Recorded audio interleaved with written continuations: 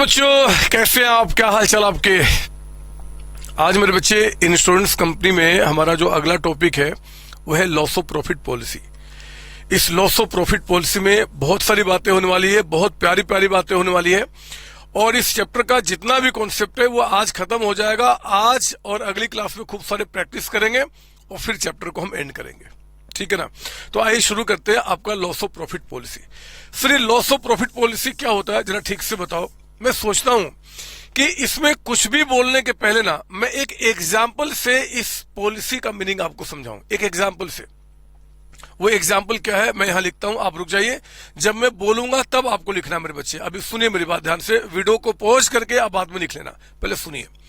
देखो, ये हमारा करंट ईयर है, ये हमारा करंट ईयर है जो मान लो शुरू होता है 1 जनवरी 2023 से लेकर आपका 31 दिसंबर 2023।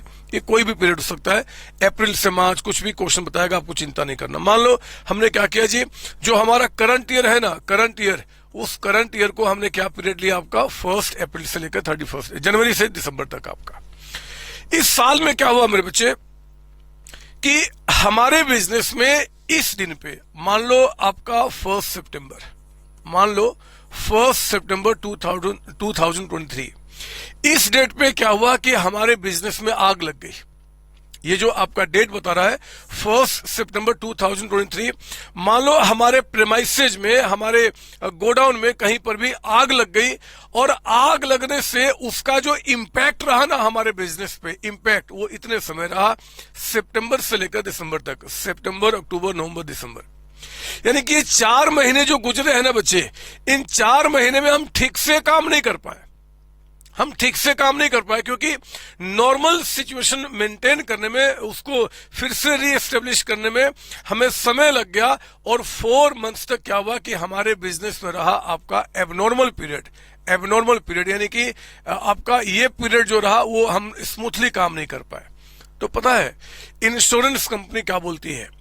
इंश्योरेंस कंपनी कहती है कि अगर आपने हमसे लॉस ऑफ प्रॉफिट पॉलिसी लिया है तो आपको चिंता नहीं करना। इस पीरियड में जितने भी प्रॉफिट का आपको लॉस हुआ, प्रॉफिट का लॉस, हाँ मेरे बच्चे, अगर हम मान लो कि इसमें स्मूथली काम करते तो मान लो हम 5 लाख रुपए कमाते। अगर हम स्मूथली काम नहीं कर पाए तो हम मान लो 5 लाख रुपए नहीं कमा पाए। जो भी अमाउंट होगा वो 5 लाख या 6 लाख, कुछ भी, हम देखेंगे कैसे निकाला जाता है। यहां तो इंश्योरेंस कंपनी कहती है कि भैया इस पीरियड में जितने भी प्रॉफिट का आपको लॉस होगा वो लॉस की हम भरपाई कर देंगे, अगर आपने लॉस ऑफ प्रॉफिट पॉलिसी लिया है तो।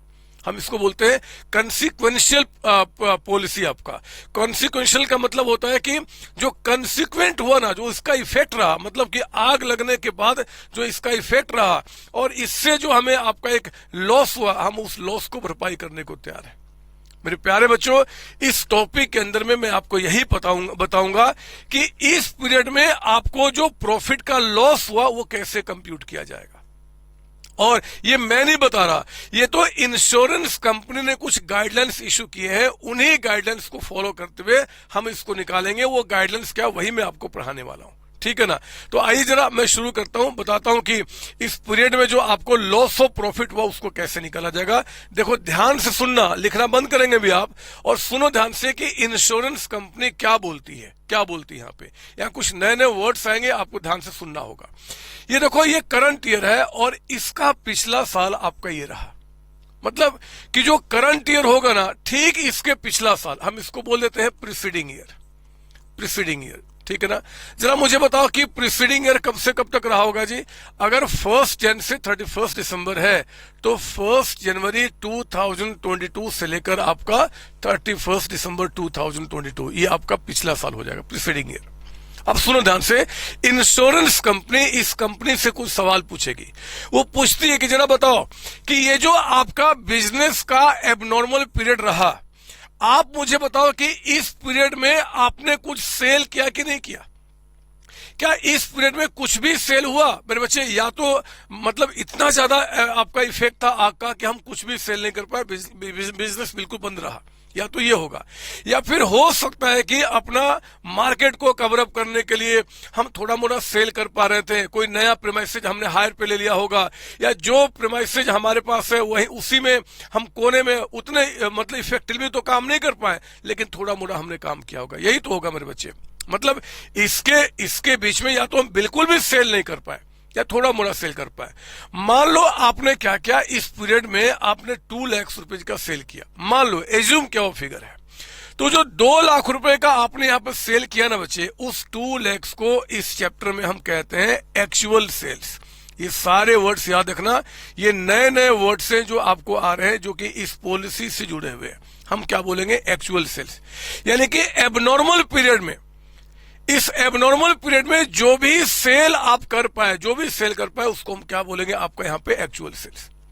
ठीक है ना, ध्यान रखें बात ये सर। नाउ अब इंश्योरेंस कंपनी कहती है कि एक बात बताओ कि 1 सितंबर से 31 दिसंबर में आपने 2 लाख का सेल किया, वो कहते कि बताओ इसके कोरेस्पोंडिंग पिछले साल में, ध्यान से मेरी बात सुनेंगे, इसके कोरेस्पोंडिंग पिछले साल में कौन सा डेट होगा, तो 1 सितंबर 2023 से अगर देखा जाए तो यहां पे 1 सितंबर आपका 2022 से 31 दिसंबर 2022, ये आपका इसके कोरेस्पोंडिंग का पीरियड आपका हुआ प्रीवियस ईयर में।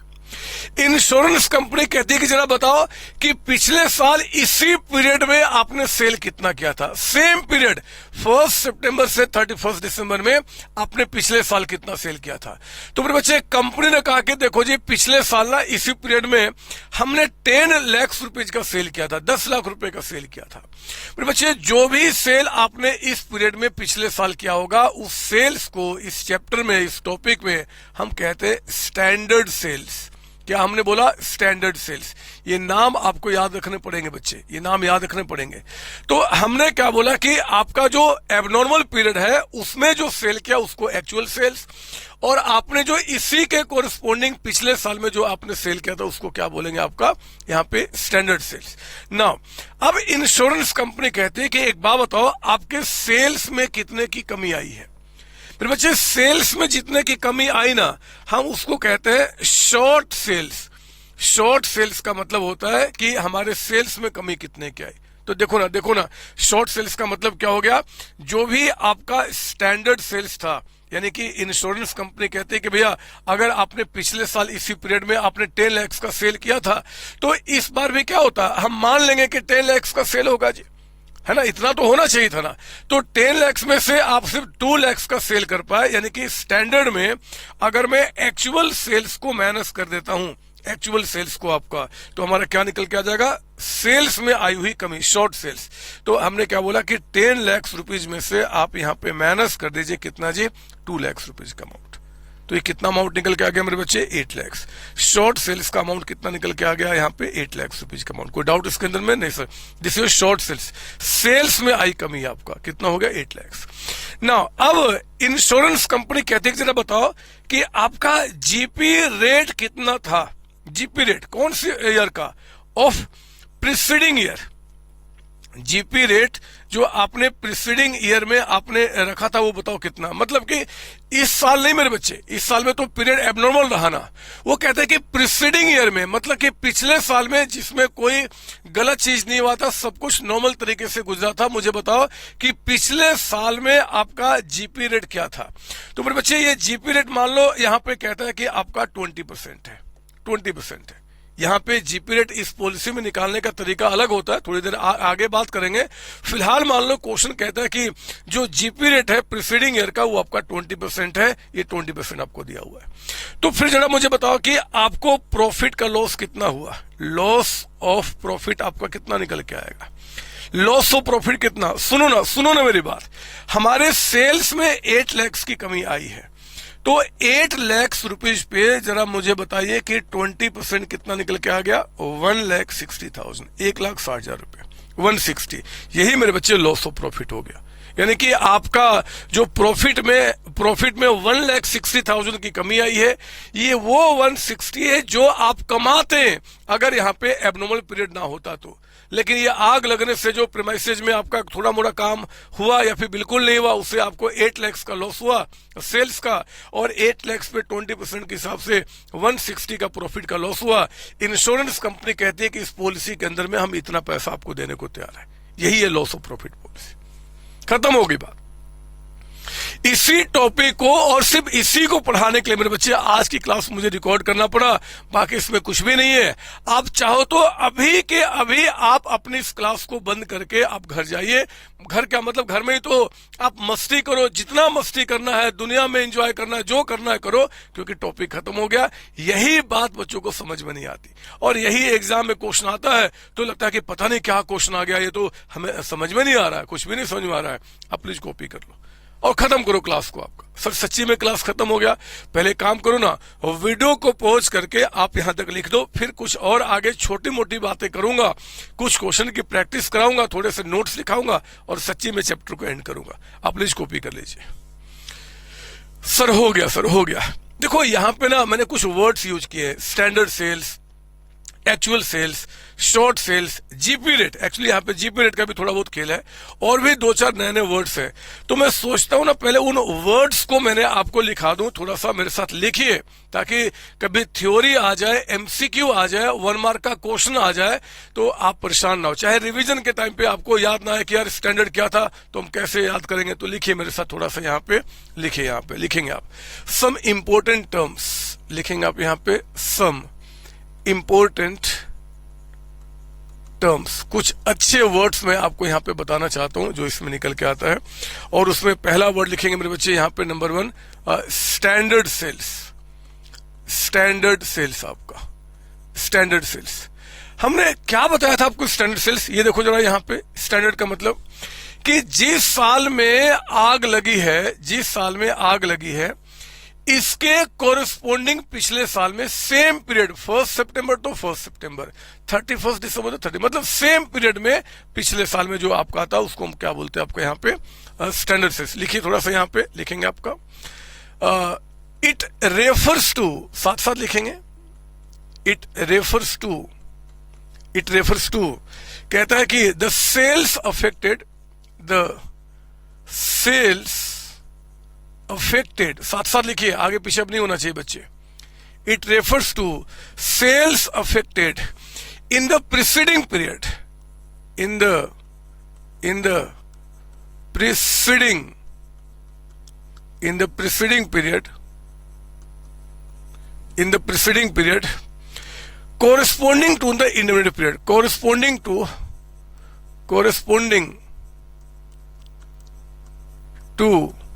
the indemnity period।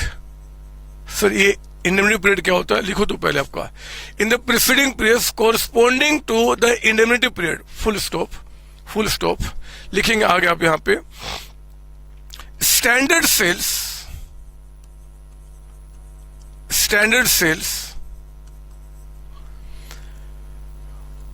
of the preceding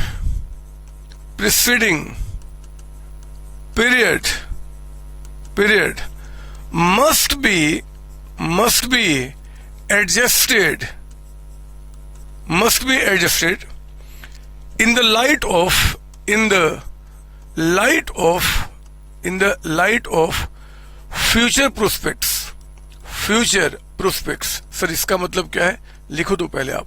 सारी बातें एक ही बार थोड़ी समझा दूंगा, और सारी बातें एक बार समझाने की कोशिश किया तो फिर आपका दिमाग फट जाएगा मेरे बच्चे। आपको होले होले प्यारे प्यारे तरीके से बताना चाहता हूं।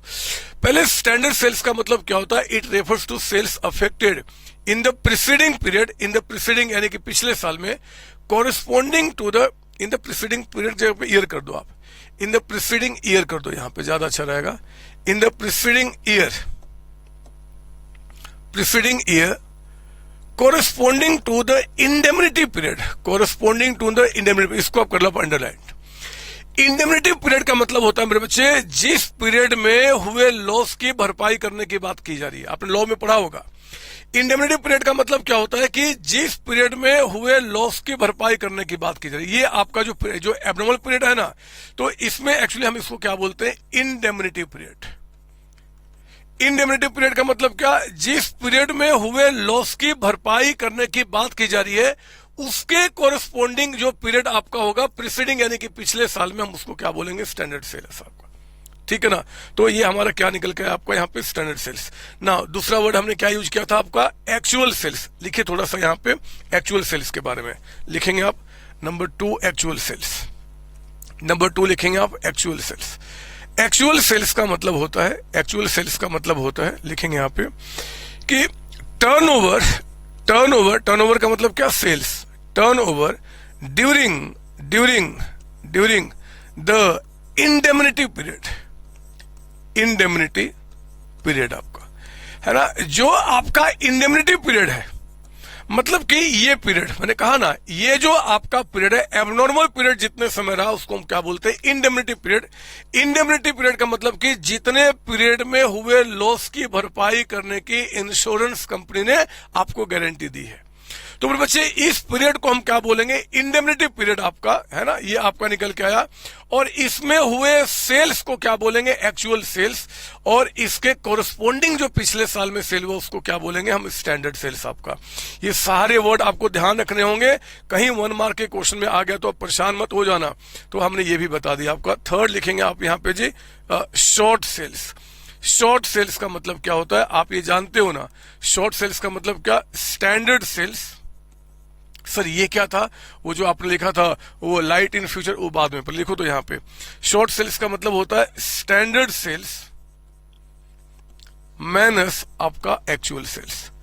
जो आपके स्टैंडर्ड सेल्स है उसमें से एक्चुअल सेल्स को माइनस कर दो तो क्या निकल के आ जाएगा, शॉर्ट सेल्स आपका, जो हमने आपको दिखाया था यहाँ पे। ये देखिए आप, है ना, आपका स्टैंडर्ड माइनस एक्चुअल आपका शॉर्ट सेल्स होता है ना। एक काम करो ना, एक वर्ड जो आपके पास आया ना, इंडेमनिटी पीरियड, थोड़ा सा इसके बारे में लिख लीजिए आप। यहाँ पे 4th में लिखेंगे आप इंडेमनिटी, इंडेमनिटी पीरियड का मतलब क्या होता है, इंडेमनिटी पीरियड का मतलब क्या होता है, लिखेंगे आप यहाँ पे।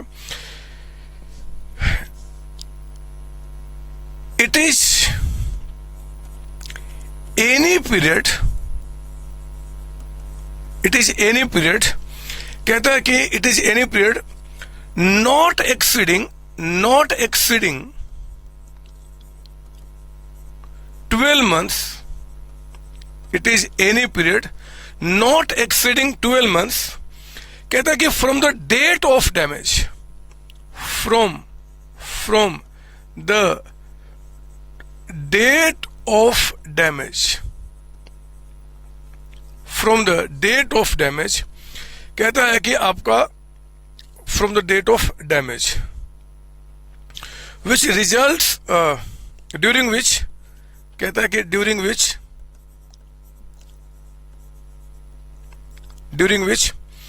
the results of business, the results यानी कि performance of business,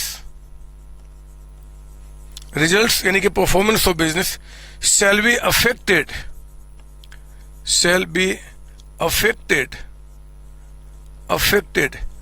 due to fire. अब ध्यान से मेरी बात सुनेंगे आप। यहां पे मैंने इंडेमनिटी पीरियड के बारे में आपको क्या बताया, यहां पे बच्चों एक छोटा सा कंफ्यूजन होता है, वो कंफ्यूजन मैं खत्म करना चाहता हूं, मेरी बात ध्यान सुनेंगे। इंडेमनिटी पीरियड का मतलब कि it is any period not exceeding 12 months. मतलब जी ये वो पीरियड है जो 12 महीने को एक्सीड नहीं करता। मतलब कि ये 4 महीने का हो सकता है, 4 मंथ्स का, 6 मंथ्स का, 7 मंथ्स का, 8 मंथ्स का, डिपेंड करता है कि आप कितने महीने के अंदर हुए लॉस की भरपाई करने की बात कर रहे हैं। याद रहेगी बात आपका, इसको हम बोलते हैं इंडेमनिटी पीरियड। पता है क्या होता है मेरे बच्चे, अगर ये हमारा करंट ईयर है, सुनिए मेरी बात ध्यान सुनेंगे, ये हमारा करंट ईयर है और ये मान लो 1 अप्रैल आपका 2022 से लेकर आपका 31 मार्च 2023 है, ये करंट ईयर है। इस करंट ईयर में आप इंश्योरेंस कंपनी के पास जा रहे हो और इंश्योरेंस कंपनी के पास जाके बोल लो कि भैया हमें आपसे एक पॉलिसी लेना है, लॉस ऑफ प्रॉफिट पॉलिसी लेना है। तो मेरे बच्चे जब आप इंश्योरेंस कंपनी के पास जाएंगे and loss of profit policy का डिमांड करेंगे तो पॉलिसी का प्रीमियम, आपको पता ना जब भी हम पॉलिसी लेते तो हमें प्रीमियम पे करना पड़ता है, वो प्रीमियम कितना चार्ज किया जाएगा वो प्रीमियम इंश्योरेंस कंपनी आपसे कितना चार्ज करेगी, ये दो फैक्टर पे डिपेंड करता है। एक फैक्टर आपका डिपेंड करता है कि फेस वैल्यू ऑफ पॉलिसी, मतलब कि आप कितने लॉस को टू द मैक्सिमम कितने लॉस को रिकवर करने की बात कर रहे हो, उसको हम क्या बोलते हैं, फेस वैल्यू पॉलिसी। मान लो आप कहते हो कि भैया 10 लाख रुपीज तक का जो हमें प्रॉफिट में लॉस होगा ना, आप उसकी भरपाई कर देना, टू द मैक्सिमम आपका टू द मैक्सिमम होता है, क्योंकि जितना एक्चुअल लॉस हुआ या face value which ever is lower, यही होता है ना बच्चे, यहाँ भी वही चीज है। तो यहाँ पे जब आप पॉलिसी लेने जाओगे यहाँ पे, तो इंश्योरेंस कंपनी आपसे कितना प्रीमियम चार्ज करेगी, ये दो फैक्टर पे डिपेंड करता है। एक तो पॉलिसी का फेस वैल्यू आपका कितना है, जितना ज्यादा ये फेस वैल्यू होगा उतना ज्यादा रिस्क इंश्योरेंस कंपनी को होगा, उतना ज्यादा प्रीमियम आपसे चार्ज करेंगे। जितना अमाउंट ये छोटा होता है मेरे बच्चे, उतना प्रीमियम कम होता है, पहली बात। दूसरी बात मेरे बच्चे, वो पूछते हैं कि बताओ आप इंडेमनिटी पीरियड कितना रखना चाहते हो, इंडेमनिटी पीरियड आप कितना रखना चाहते हो, मतलब टू द मैक्सिमम कितने महीने के लॉस की भरपाई करने की बात कर रहे हो। बहुत ध्यान से मेरे शब्दों को सुनेंगे आप, दिमाग बिल्कुल शांत और सुनते रहेंगे, कहीं इफ और दिमाग में भी ना है। इंश्योरेंस कंपनी कहते हैं कि बताओ आप कितने इंडेमनिटी पीरियड कितना चाहते हो, मतलब मान लो आपके बिजनेस में आग लगी, मान लो यहां पे आग लगी, तो आग लगने के, मान लो ये आपका आग लगा जी 1 फरवरी को, मान लो आग लगा, तो 1 फरवरी से कितने महीने तक के हुए भरपाई की रिकवरी की बात कर रहे हो आप, ये आपको बताना पड़ेगा। आपको लगता है कि यार मान लो मेरे बिजनेस में कुछ भी ऐसा एबनॉर्मल होता है आग लगने से, तो मैं क्या करूंगा कि 6 महीने में मैं इसको नॉर्मल में लेकर आ जाऊंगा, नॉर्मल सिचुएशन में।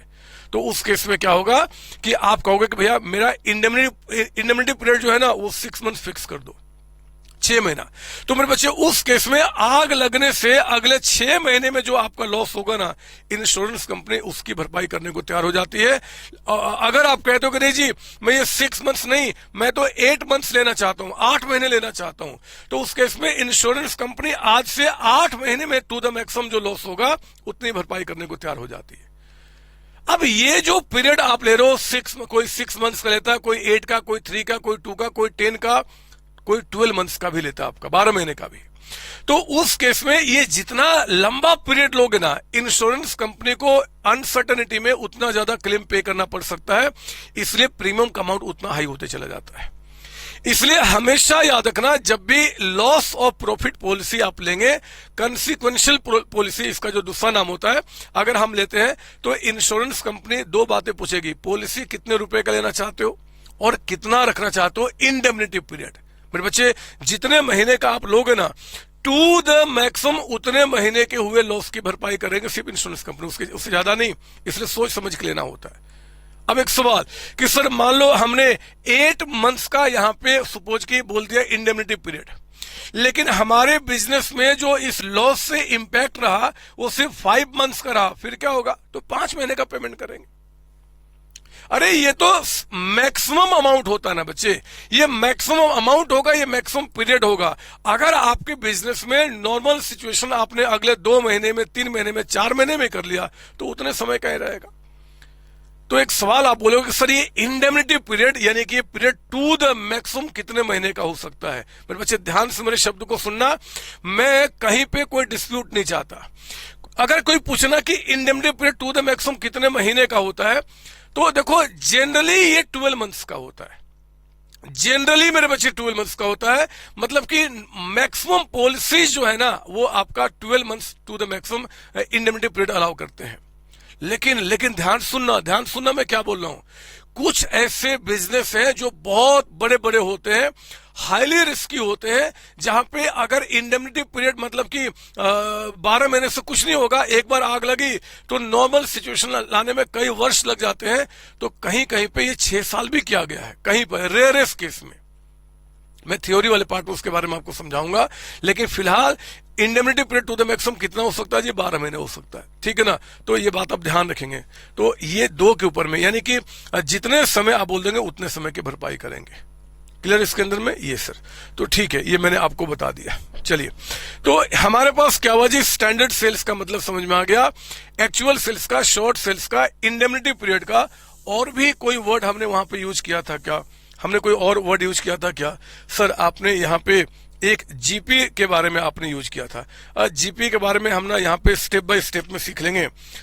मैं एक दो वर्ड और आपको मैंने लिखा दूं क्या, एक दो वर्ड आपका लिखा लेता हूं, उसके बाद आपका जो नए अभी वर्ड आने वाले हैं, हमने कितने वर्ड लिखाए थे, वो 4 ना 5वां लिखे आप यहाँ पे, फिफ्थ लेंगे आप, 5वां वर्ड लिखेंगे आप यहाँ पे। एक वर्ड आएगा अभी आपके पास, annual turnover. Sir annual turnover का मतलब क्या होता है, लिखिए इसका मतलब लिखेंगे एनुअल टर्नओवर के बारे में। It is the turnover, it is the turnover, साथ साथ लिखिए अभी आगे इसका यूज आएगा। It is the turnover during the 12 months, during the 12 months just preceding date of fire. बहुत ध्यान से, डेट ऑफ फायर। आप एक काम कीजिए, just preceding date of fire को कर लो आप अंडरलाइन। अभी आएगा इसमें एक वर्ड यूज किया जाएगा जी, annual turnover. Sir annual turnover क्या होता है? तो मेरे बच्चे जब भी एनुअल टर्नओवर अभी आपका फॉर्मूला में यूज होगा ना, तो एनुअल टर्नओवर का मतलब होता है, जरा बताओ यहां देखो आग कब लगी, 1 सितंबर को यहां आग लगी है ना बच्चे, इस दिन पे आग लगी है। तो आग लगने के पहले का आपका 12 months, इसके पहले का 12 months, तो इसके पहले का 12 months क्या हो गया, ये आपका हो गया 8 months, और फिर आपका पिछले साल में 4 महीने, तो 4 ये और 8 ये 12 महीने हो जाएंगे। आग लगने के पहले का जो 12 months होगा ना, हम उसको क्या बोलेंगे, एनुअल टर्नओवर। क्या बोलेंगे बच्चे, एनुअल टर्नओवर। याद रहेगी बात, ये वर्ड है जो इसके फॉर्मूला में अभी यूज होने वाला है, वो मैंने पहले लिखा दिया, उसका क्या यूज होगा मैं अभी आगे समझाऊंगा। पहले आपको एनुअल टर्नओवर का मतलब पता होना चाहिए। एक बार दोबारा, जिस दिन आग लगी है उसके पहले का 12 months काउंट कर लो, चाहे किसी भी साल में है। तो ये तो आपका 8 months हो गया ना, जनवरी, फरवरी, मार्च, अप्रैल, मई, जून, जुलाई, अगस्त, सितंबर तो वहां चला गया है ना। तो 8 months आपका यहां पे हो गया, तो 4 months आपका, ये 8 + 4 12 months आपका हो जाएगा। इसको हम क्या बोलेंगे, एनुअल टर्नओवर। और एक वर्ड और भी अभी आपका आएगा, मैं उसको भी लिखा देता हूं, फिर आपका लिखेंगे 6 पॉइंट में आपका सेल्स। अगर कोई बोले कि बताओ सेल्स ड्यूरिंग आपका प्रिसीडिंग, अगर कहता है कि प्रिसीडिंग ईयर कह दे, या फिर कह दे प्रीवियस ईयर, कि जरा बताओ कि पिछले साल में, प्रीवियस ईयर में आपका सेल कितना हुआ है ना। सेल्स ड्यूरिंग प्रिसीडिंग ईयर बोल दे आपका, तो मेरे बच्चे इसका मतलब होता है sales during 12 months just preceding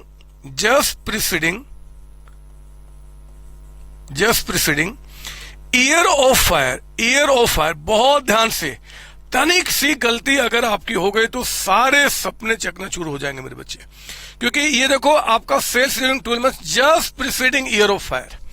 अगर कोई कहता है कि बताओ प्रीवियस ईयर में आपने या प्रिसीडिंग ईयर में आपने सेल कितना किया है, तो प्रिसीडिंग ईयर का सेल का मतलब कि आपका जिस साल में आपका फायर हुआ ना बच्चे, जिस साल में आग लगी है उसके पहले का 12 महीने, जिस साल में, यहाँ पे ईयर है, इसका मतलब कि आग आपका इस साल में लगी है ना, तो अगर आग इस साल में लगी है तो इसका पिछला साल क्या था, ये पिछला साल था। हम इसको क्या बोलेंगे आपका जी, यहाँ पे इसको हम बोलेंगे आपका क्या बोलते हैं आपका सेल्स ड्यूरिंग प्रीसीडिंग ईयर। यानी कि इस साल में जितना आपने टोटल सेल किया होगा उसको सेल्स ड्यूरिंग हम प्रीसीडिंग ईयर बोलेंगे। और इस साल में जो सेल आपने किया होगा उसको क्या बोलेंगे, माफ कीजिए, इस पीरियड के पहले जो सेल किया होगा उसको क्या बोलेंगे, सेल्स आपका एनुअल टर्नओवर। याद रहेगी बात ये। सर इसका यूज क्या है, तो मेरे बच्चे यूज को कराने के लिए ना, मैं अब आपको लॉस ऑफ प्रॉफिट पॉलिसी निकालने के लिए जितनी बातें मैंने आपको सिखाई, इसके बाद भी कुछ और भी बातें होती हैं, उन सारी बातों को मैं स्टेप बाय स्टेप आपको लिखाता हूं। आइए लिखिए मेरे साथ यहाँ पे, ये हमारा सब इंपॉर्टेंट टर्म्स हो गया जो आगे यूज होंगे। अब लिखिए यहाँ पे मेरे साथ स्टेप्स, लिखेंगे आप मेरे साथ यहाँ पे steps to be followed, steps to be followed in computation of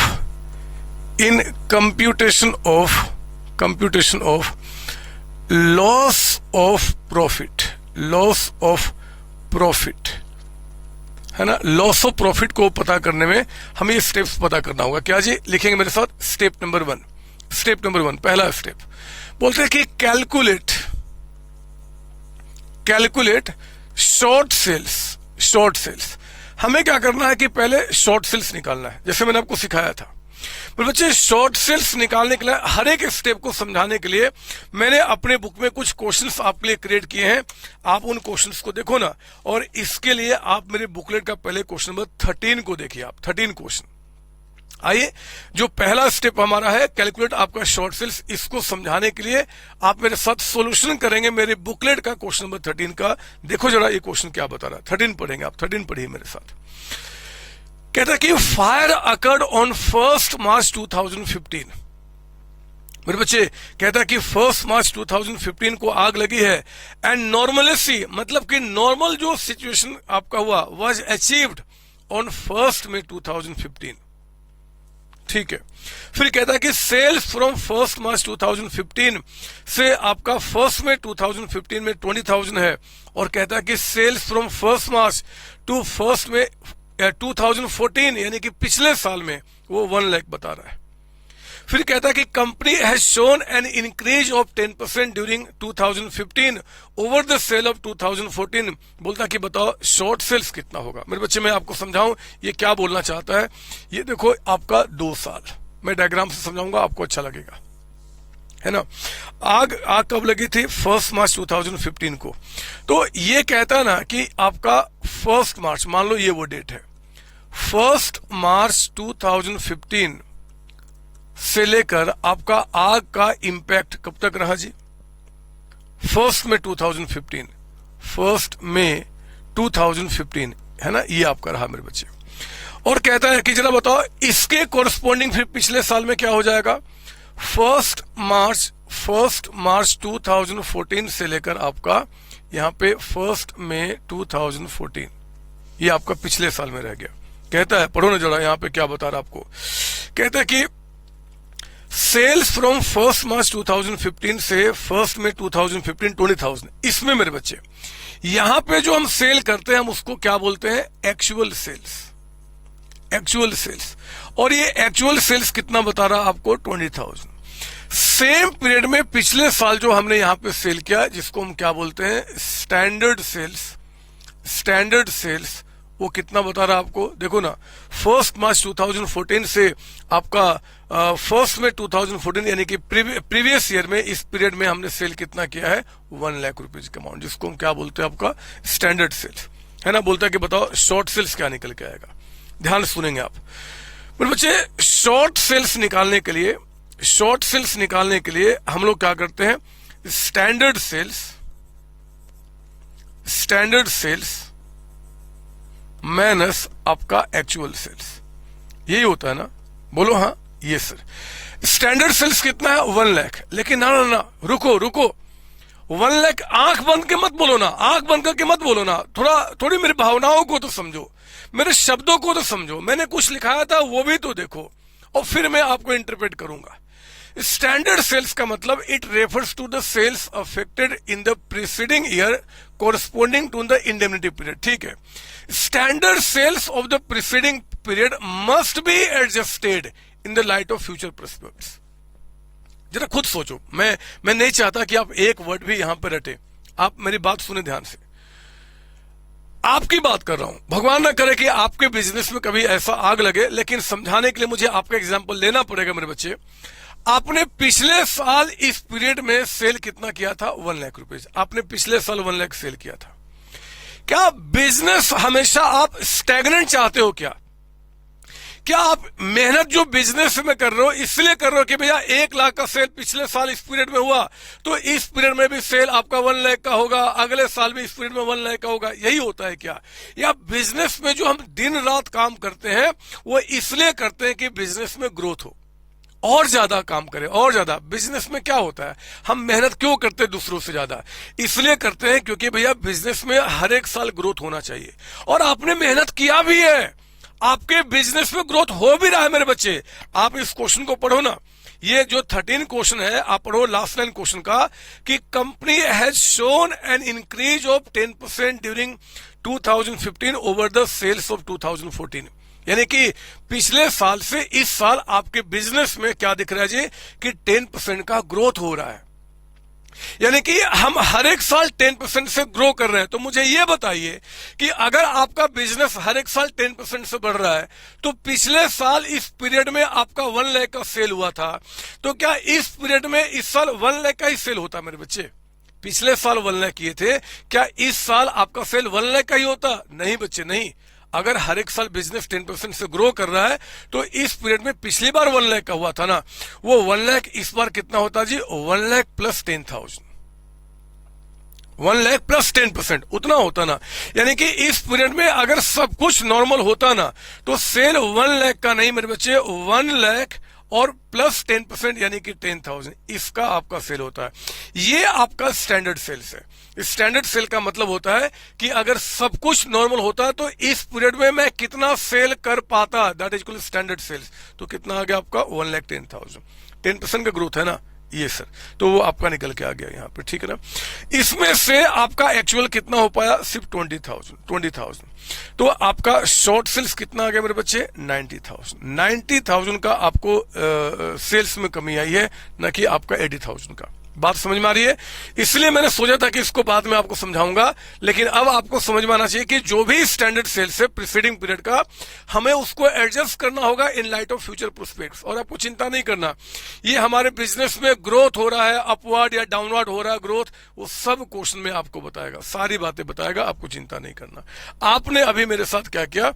step 1 complete किया। स्टेप 1 यानी कि जिसमें हम क्या करते हैं? शॉर्ट सेल्स को निकालते हैं। Now come to step 2। आपका लिखेंगे आप यहाँ पे, आप इसके काम करो ना, या फिर मैं इसको मिटा देता हूं ना, आपने इसको लिख लिया होगा। 13 को मिटा के मैं यही स्टेप्स दिखा देता हूं, आप इसके बाद लिखेंगे स्टेप 2, मैं यही दिखा देता हूं। इसकी कॉपी कर लिया होगा, मैं मिटा देता हूं, है ना। 13 क्वेश्चन हमने किया है शॉर्ट सेल्स के बारे में समझने के लिए प्रॉपर तरीके से, कंसिडरिंग ग्रोथ फैक्टर आपका। Now come to step 2। Step 2 में मेरे बच्चे आपको कैलकुलेट करना होगा, कैलकुलेट जीपी रेट। आपको जीपी रेट निकालना होगा। ये जीपी रेट जो निकालना होगा, यहां देखिए आपको, यहां था ना बच्चे जीपी रेट, ये तो जैसे कि यहां तो क्वेश्चन में दिया हुआ था, लेकिन एग्जाम में मैक्सिमम पॉसिबिलिटीज है कि आपको ये रेट निकालना पड़ सकता है ना। तो हमें क्या करना होगा? जीपी रेट निकालना होगा ना। सवाल उठता है कि जीपी रेट कौन सी ईयर का निकालूं? क्या जीपी रेट जो हमें निकालना होगा वो हम कौन से साल का निकालें? क्या हम प्रीवियस ईयर का निकालें या करंट ईयर का निकालें? ये जो करंट ईयर है 1 2023 से लेकर 31/12/2023, इस साल का मैं जीपी रेट निकालूं, या फिर 1/1/22 से लेकर आपका 31/12/22 इसका मैं निकालूं? तो देखो, इसका भी जवाब आप बड़े आराम से लॉजिकली दे सकते हैं। लॉजिकली मुझे समझाने की भी रिक्वायरमेंट नहीं है मेरे बच्चे। जीपी रेट वो होना चाहिए जो कि नॉर्मल सिचुएशन से निकल के आया हो। इस साल तो आग ही लगी है, और इस साल का जीपी मैं कैसे निकाल पाऊंगा? समझो मेरी बात, जीपी आपका इस साल का कैसे निकाल पाऊंगा? इस साल में एबनॉर्मल सिचुएशन रहा है। तो हमें क्या करना होता है कि जो प्रीसीडिंग, जो जिस साल हमने सारे अच्छी तरीके से काम किया था, स्मूथली काम किया था, हमें उस साल का जीपी रेट लेना होता है ना। पिछले साल इस पीरियड में हमने कितना सेल किया था जी, वही सेल यहाँ पे होता। पिछले साल हमने कितना जीपी कमाया था, वही जीपी हम यहाँ पे कमाते हैं, और इस तरीके से काम चलता है, ठीक है ना। तो हमें यहाँ पे जो आपका निकालना होता है बच्चे जीपी रेट, वो क्या निकालना होता है जी? कैलकुलेट जीपी रेट ऑफ लिखिए यहाँ पे प्रीसीडिंग ईयर, ठीक है ना। तो calculate GP rate of preceding year लिखेंगे आप यहाँ पे। GP rate is equal to GP rate कैसे निकालेंगे? तो एक तो आप लेंगे GP divided by sales of preceding year. अगर इसको ठीक से करूं तो जीपी ऑफ भी किसका जी? प्रीसीडिंग ईयर का। समझो मेरी बात ना, क्योंकि मेरे बच्चे जो पिछला साल था वो आपका नॉर्मल था, ये हमारा करंट ईयर है, पिछला साल है। इस साल तो एबनॉर्मल हुआ ना, तो जो भी हम बेस लेंगे ना, जो भी बेस ले रहे हैं वो हम क्या ले रहे हैं, पिछले साल से ले रहे हैं। आपका पिछले साल जितना सेल हुआ वो इस बार होता है स्टैंडर्ड सेल्स, पिछले साल का जीपी रेट आपका। तो हमेशा क्या होगा, GP of preceding year divide by sales of preceding year multiplied by आपका 100, मल्टीप्लाई बाय 100। अब ना यहाँ पे लिखेंगे आप, इसके नीचे में नोट नंबर 1 लिखेंगे आप, नोट नंबर 1 यहाँ पे लिखेंगे, नोट नंबर 1 कहता है कि कंप्यूटेशन ऑफ जीपी, जीपी मतलब ग्रॉस प्रॉफिट है ना, ये तो आप जानते ही आप, जीपी मतलब gross profit, computation of gross profit for the purpose of आपका loss of profit policy, for the purpose of loss of profit policy is different from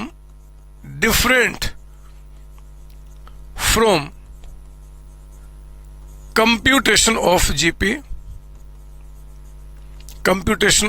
GP यानी कि gross profit in normal way. आप जो normal way में आप GP आज तक पढ़े हो ना बच्चे, वो ट्रेडिंग अकाउंट से जो जीपी निकल के आता है, एक्चुअली यहां पे वो जीपी नहीं है। लॉस ऑफ प्रॉफिट पॉलिसी के लिए जीपी का क्या मतलब होता है, ये आपको दूसरे तरीके से सीखना होगा, मैं आपको सिखाऊंगा। यहां पे लिखेंगे फुल स्टॉप के बाद, it can be understood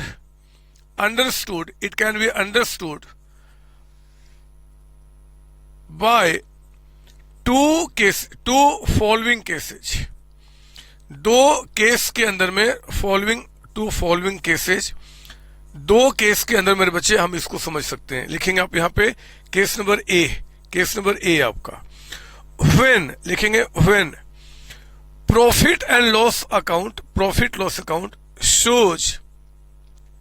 shows net profit. अगर आपने जो पिछले साल का प्रॉफिट लॉस अकाउंट बनाया है, अगर उसमें नेट प्रॉफिट हो रहा है तो हम कैसे निकालेंगे। और केस नंबर 2 में हम सीखेंगे, केस नंबर बी में, when profit and loss account shows net loss. अगर आपके प्रॉफिट लॉस में नेट लॉस दिख रहा है तो मेरे बच्चे उस केस में कैसे करेंगे हमें सीखना, मतलब दो पार्ट में इस चीज की हमें स्टडी होगी। तो आप प्लीज कॉपी कीजिए। स्टेप 1 में हमने क्या क्या, शॉर्ट सेल्स निकाला। दूसरे स्टेप में हमें जीपी रेट निकालना होगा। जीपी रेट हमने जो एग्जांपल क्लास में अभी कराया था मेरे बच्चे, वहां पे जीपी रेट क्वेश्चन में आपको क्या था जी, दिया हुआ था। ये जीपी रेट आपको यहाँ पे 20% दिया हुआ था। लेकिन ये जीपी रेट अगर हमें निकालना पड़ जाए, अगर क्वेश्चन में ना दिया हो तो हम कैसे निकालेंगे, हम उसको सीख रहे हैं। और हमेशा एग्जाम में देखा गया कि जीपी रेट आपको निकालने क्वेश्चन आ जाते हैं। जब भी जीपी रेट निकाला जाएगा तो यहाँ पे दो केस में आपका क्वेश्चन कवर होता है, या तो जो प्रॉफिट लॉस क्वेश्चन में दिया रहेगा उसमें नेट प्रॉफिट दिखाएगा, या जो प्रॉफिट लॉस दिया रहेगा उसमें नेट लॉस दिखाएगा। आइए मैं पहले केस नंबर ए के बारे में आपको समझाता हूं। लिखिए यहां पे केस नंबर ए आपका, जिसमें कि व्हेन आपका profit loss account shows net profit. अगर प्रॉफिट लॉस अकाउंट में नेट प्रॉफिट शो हो रहा है ड्यूरिंग प्रीसीडिंग ईयर्स, क्योंकि हम सब कुछ प्रीसीडिंग ईयर्स का ही निकाल रहे हैं, तो उस केस में हम इसको कैसे कंप्यूट करेंगे। और इसको समझने के लिए मेरे बच्चे मैंने बुक के अंदर में ना आपके लिए रखा है क्वेश्चन नंबर 14। आप जल्दी से आइए, चेक कीजिए मेरे साथ सॉल्यूशन ऑफ क्वेश्चन नंबर 14 यहाँ पे क्या बता रहा है। 14 पढ़ेंगे आप, सुनो ना, देखो ना क्या बता रहा है। 14 पढ़ेंगे आप। कहता है 14th में, from the following trading and profit loss account you are required to calculate GP for the purpose of insurance claim. और कौन से क्लेम की बात कर रहे हैं, लॉस ऑफ प्रॉफिट पॉलिसी का, है ना, जिस टॉपिक के अंदर में हम लोग पढ़ रहे हैं आपका बच्चे। तो कहता है कि trading and profit loss account for their ending on 31 दिसंबर 2022 आपको बता रहा है स्टॉक है, परचेजेज है, डायरेक्ट एक्सपेंसेज है, सेल्स है, स्टॉक, और फिर आपका जीपी ग्रोस प्रॉफिट। नीचे आओ ना, ये ग्रोस प्रॉफिट आपका 3 लाख रुपीज दिखा रहा है। इसके बाद कहता है वेरिएबल एक्सपेंस का मतलब होता है कि जितना ज्यादा हम सेल करेंगे ये खर्चे उतने ज्यादा होते हैं, जितने कम सेल करेंगे उतना कम ये खर्चे होते हैं। वेरिएबल है, वेरी कर रहे हैं आपका with increase decrease in production and sale. लेकिन दूसरा कहता है स्टैंडिंग चार्ज। स्टैंडिंग चार्ज का मतलब होता है बच्चे फिक्स चार्जेस। बहुत ध्यान से मेरी बात सुनना, रटना नहीं है आपको, बिल्कुल दिमाग से मेरी बातें सुननी है, आपको सारी बातें समझ में आ जाएगी। स्टैंडिंग चार्ज का मतलब कि जो चार्जेज आपके फिक्स्ड हैं, आप बिजनेस करो ना करो, थोड़ा सा करो ज्यादा करो, ये आपको पे करने ही पड़ेंगे। जैसे कि मैं एक एग्जांपल बताऊं, अब देखो ना, एक परमानेंट एम्प्लॉय कोई है हमारा, परमानेंट एम्प्लॉय, अगर मैं अपने बिजनेस की बात करता हूं तो मेरे बिजनेस में सेल हो या ना हो उससे क्या फर्क पड़ता है। हमारा जो परमानेंट एम्प्लॉय है, जो स्किल्ड एम्प्लॉय है, जो लेबर स्किल्ड आपका है, उसको हमें पेमेंट करना ही पड़ेगा। ये मान लो जहां पे मैं काम कर रहा हूं ये रेंटेड प्रेमाइसेज है। अब मेरा एक प्रोडक्ट बिके ना बिके, 1000 बिके, लाख बिके, क्या फर्क पड़ता है, इसका जो रेंट है मुझे पे करना ही पड़ेगा। तो मेरे बच्चे वो सारे खर्चे जो आपके फिक्स नेचर के होते हैं उसको हम बोलते हैं स्टैंडिंग चार्ज, यानी कि आपका सेल हो या ना हो ये खर्चे करने पड़ेंगे।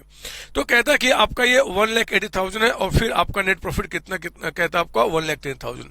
सुनिए ध्यान से, हमें यहाँ पे 14 में बता रहा हूं आपका कंप्यूटेशन ऑफ, लिखिए मेरे साथ यहाँ पे, कंप्यूटेशन ऑफ ग्रॉस प्रॉफिट। मैं यहाँ पे ग्रॉस प्रॉफिट आपको निकालना बता रहा हूं फॉर द पर्पस ऑफ क्या जी, loss of profit policy. Loss of profit policy के लिए आपका जीपी कैसे निकल गएगा, बहुत ध्यान से मेरी बात सुनना। पता है इसके लिए जीपी का मतलब क्या होता है, ग्रॉस प्रॉफिट का मतलब है, ग्रॉस प्रॉफिट का मतलब होता है बच्चे, जब आप ये पॉलिसी लेने जाते हो ना, जब ये पॉलिसी लेने जाते हो तो इंश्योरेंस कंपनी कहती है बताओ कि आपने पिछले साल कितना प्रॉफिट कमाया। पूछती है इंश्योरेंस कंपनी कि आप बताइए पिछले साल आपने कितना प्रॉफिट कमाया। तो देखो ना, ये जो प्रॉफिट लॉस अकाउंट दिखा है, इसको देख के बताओ कि पिछले साल आपने नेट प्रॉफिट कितना कमाया है, 1,10,000। तो इस ग्रॉस प्रॉफिट को निकालते समय ना, जो भी आपका नेट प्रॉफिट है हम उसको क्या करेंगे, इसमें ऐड कर देंगे, GP for the purpose of loss of profit policy, उसमें नेट प्रॉफिट आ जाएगा। फिर इंश्योरेंस कंपनी आपसे ये भी पूछती है कि एक बात बताओ कि आप मुझसे सिर्फ अपने नेट प्रॉफिट को इंश्योर करना चाहते हो या फिर जो स्टैंडिंग चार्ज है उसको भी इंश्योर करना चाहते हो। ऐसा क्यों, इसलिए मेरे बच्चे, क्योंकि अगर आग लगी और आग लगने से मान लो अगर आप बिजनेस नहीं किए उस टाइम पे, अगर उस टाइम पे बिजनेस नहीं किए तो ये जो आपके वेरिएबल खर्चे वो नहीं लगेंगे, है ना। जब प्रोडक्शन करेंगे तभी तो खर्च होगा, नहीं करेंगे तो नहीं लगेगा। लेकिन जो स्टैंडिंग चार्जेस है ये तो हमेशा आपको पे करना पड़ेगा। सर कुछ और एग्जांपल बताओ ना स्टैंडिंग चार्ज के, बहुत सारे, मैं भी आपको नोट में लिखाऊंगा भी स्टैंडिंग चार्ज में क्या क्या कवर्ड होता है। लेकिन देखो जैसे रेंट हो गया प्रीमाइसेज का, और सैलरी हो गया परमानेंट एम्प्लॉय का, स्किल्ड जो वर्कर होते हैं उनका वेजेज आपका हो गया, कोई बैंक से आपने लोन लिया है, डिवेंचर्स आपने इशू किया उस पर इंटरेस्ट पे कर रहे हो, जो डायरेक्टर्स हैं मैनेजर हैं उनकी सैलरी है, डायरेक्टर्स फीस है, ये सब कुछ कवर्ड होता है मेरे बच्चे आपका। जो मतलब सुनो ना, मैं क्या बोल रहा हूं, जो मतलब लगेगा ही लगेगा, आपको पे करना ही पड़ेगा, चाहे बिजनेस चले चाहे ना चले, है ना। अगर आप बिजनेस चला रहे हो, प्रोडक्शन करो चाहे ना करो, जो पे करना ही पड़ेगा, हम उसको बोलते हैं standing charge.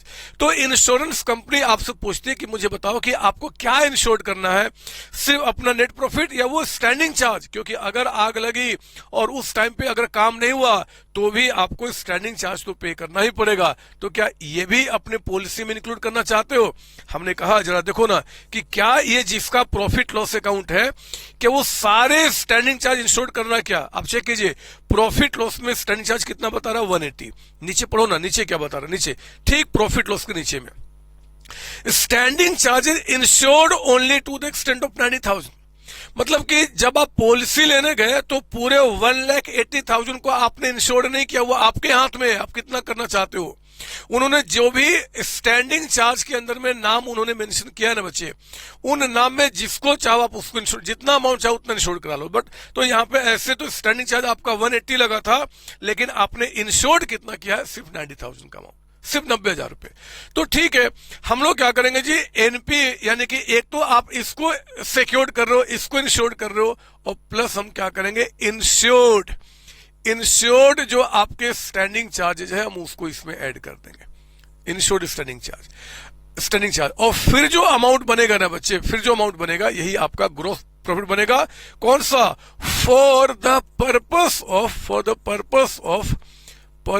of loss of profit policy.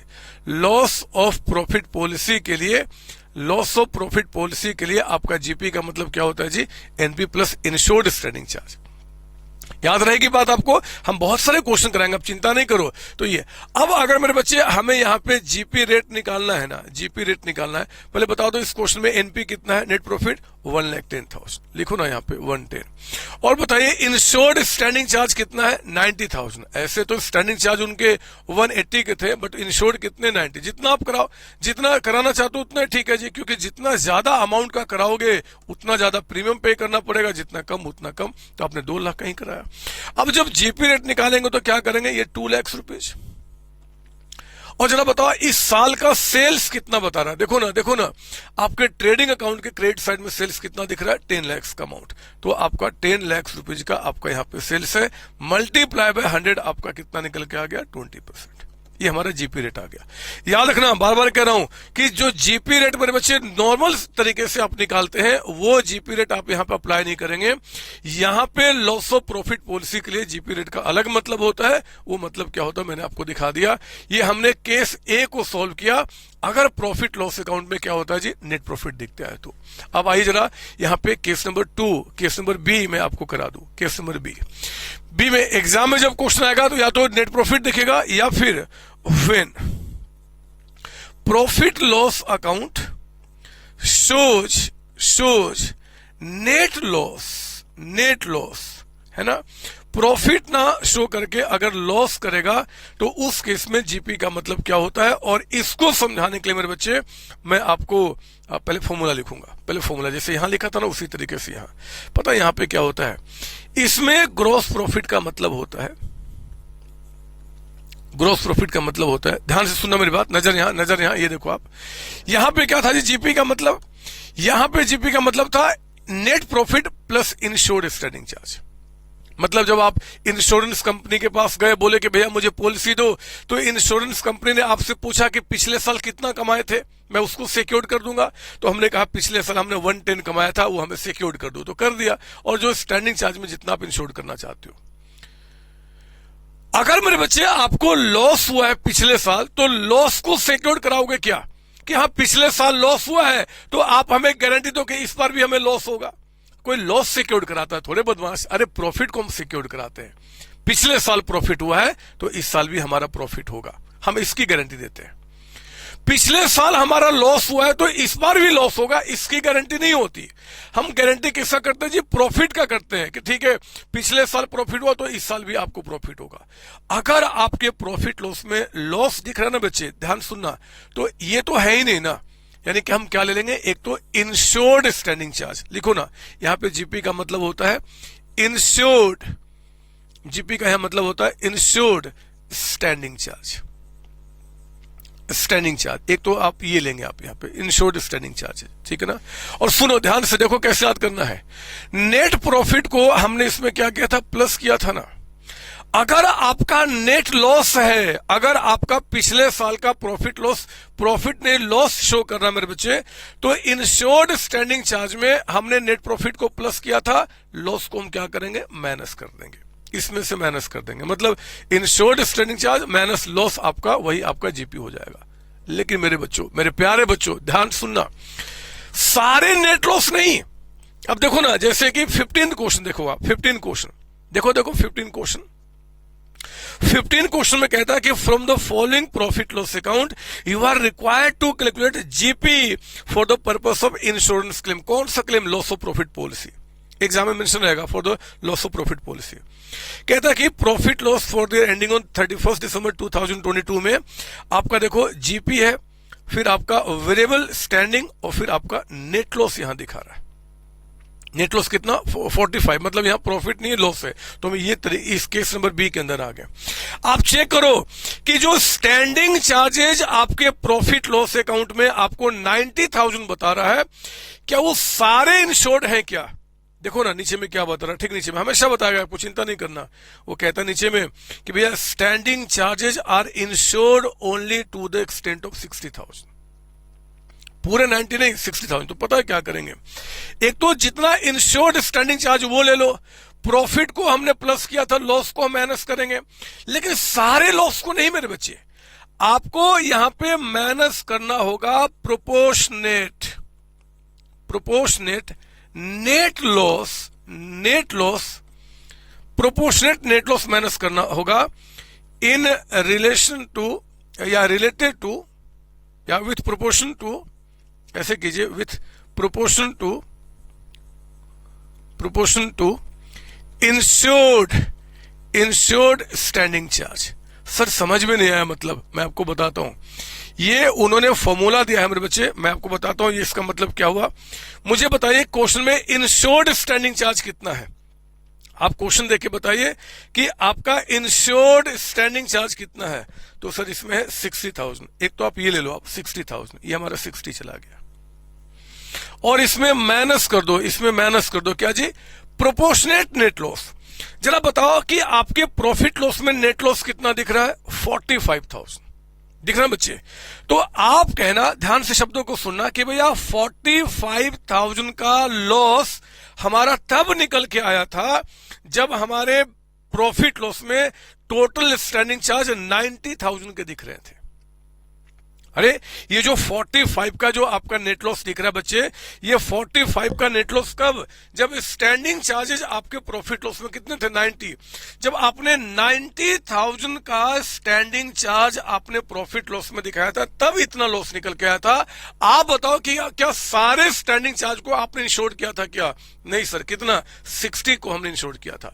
तो मेरे बच्चे आप कहना कि 45 का लॉस जब 90,000 का हमने प्रॉफिट लॉस में स्टैंडिंग दिखाया था, बट क्योंकि हमने 60,000 ही इंश्योर्ड किया है, तो 60,000 के विथ रिलेशन टू इंश्योर्ड, यानी कि 60 के प्रोपोर्शनेट ये नेट लॉस कितना, वही यहां पे माइनस किया जाएगा।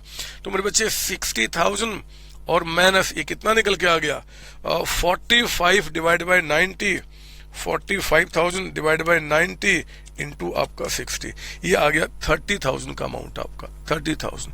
तो 60 माइनस 30 कितना बन गया आपका यहाँ पे, 30,000। यही हमारा यहाँ पे जीपी निकल के आ गया। तो this is the way to compute आपका जीपी। आप सुन लो मेरी बात ना, ये सर इसका लॉजिक क्या है, बहुत सिंपल लॉजिक है। जब आपने सारे स्टैंडिंग चार्ज आपने इंश्योर्ड नहीं किए हैं, आपने सिर्फ कुछ किए हैं, तो मेरे बच्चे उस केस में हम नेट लॉस भी सारे नहीं लेंगे, सारे स्टैंडिंग चार्ज मानते हुए नहीं लेंगे। हम वही जो इंश्योर्ड स्टैंडिंग चार्ज है उसी के प्रोपोर्शनेट में जो लॉस होगा वो माइनस किया जाएगा। फिर से सुनिए कैसे याद रखना है, आपको याद रखना है नेट प्रॉफिट को हमने ऐड किया था, तो नेट लॉस को हम क्या करेंगे, माइनस करेंगे। लेकिन नेट लॉस पूरा माइनस नहीं करेंगे, जितने इंश्योर्ड स्टैंडिंग चार्ज है उन्हीं के प्रोपोर्शन में जो नेट लॉस होगा सिर्फ वो माइनस किया जाएगा, फिर आपका निकल के आ जाएगा जीपी। और जीपी निकल गया, और देखो ना क्वेश्चन में आपका सेल्स प्रीवियस ईयर का कितना बता रहा है, 10 लाख रुपीज आपका। तो अगर आपको यहाँ पे जीपी रेट निकालना, मेरे पास जगह कम है, आप इसके नीचे लिखिए, मैं यहाँ लिख देता हूँ।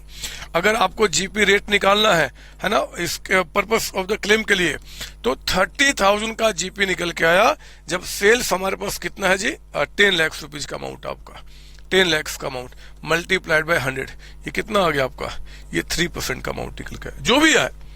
जो भी है क्या फर्क पड़ता है, आपको ये निकालने का तरीका होता है।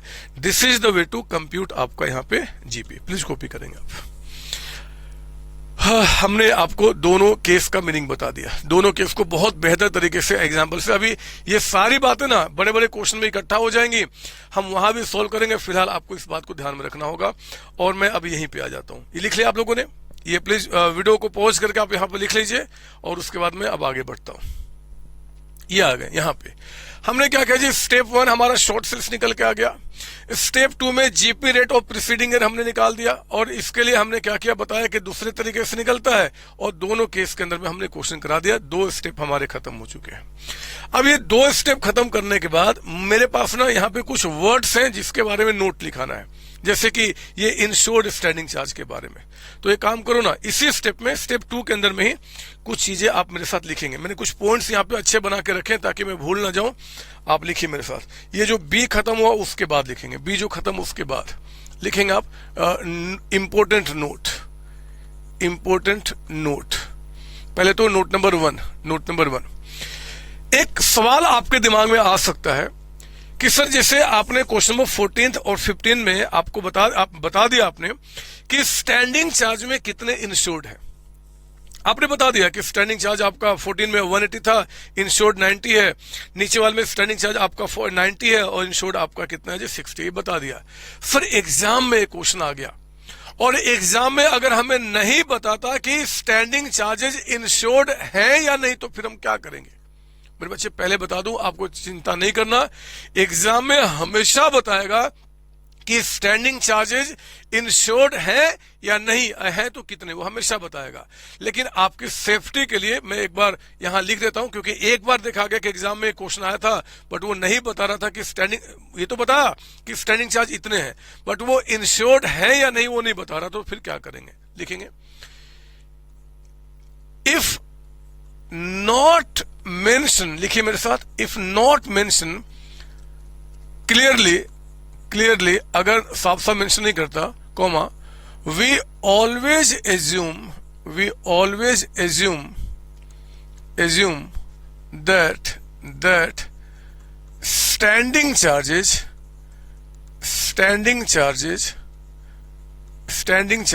आर इंश्योर्ड, है ना, इंश्योर्ड, मतलब हमेशा हम क्या मानेंगे जी, उनको इंश्योर्ड मानते हुए क्वेश्चन सॉल्व करेंगे, मतलब सारा का सारा इंश्योर्ड है, कुछ ना बताया, या तो हम भगवान तो नहीं ना बच्चे, या तो क्वेश्चन को बताना पड़ेगा कि स्टैंडिंग चार्जेस इंश्योर्ड है कि नहीं है, और मैंने कहा ना 100% केस में बताएगा। एक बार एग्जाम में देखा गया था आपके कि उसने नहीं बताया था, तो मैंने बता दिया कि उस केस में जो एग्जामिनर ने कहा था कि भैया आपको फिर उसको स्टैंडिंग चार्जेस आपके इंश्योर्ड है यही मानते हुए क्वेश्चन सॉल्व करना होगा, तो हमने वही नोट लिखा दिया, यही फॉलो करेंगे हम लोग, ठीक है ना। Note number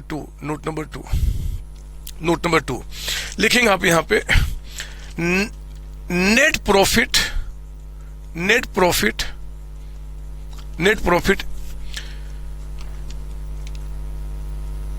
is always taken profit before tax on such profit, मतलब कि आपने जब भी यहां पे हम आपका जब बात करते हैं नेट प्रॉफिट का, तो नेट प्रॉफिट का मतलब होता है प्रॉफिट बिफोर टैक्स, यानी कि ये जो आपका जैसे यहां पे लिखा ना बच्चे, देखो ना 14th में नेट प्रॉफिट कहता है कि 1,10,000 है, तो और यहां पे आपका इसके ऊपर मान लो कह देता कि प्रोविजन फॉर टैक्स आपका 30,000 है, तो फिर 110 प्लस 30 140 होता। मतलब जब भी नेट प्रॉफिट आप लेंगे तो नेट प्रॉफिट बिफोर टैक्स ही लेना है, हमेशा ये बात ध्यान रखेंगे, यही इंस्टीट्यूट कहता मानने के लिए।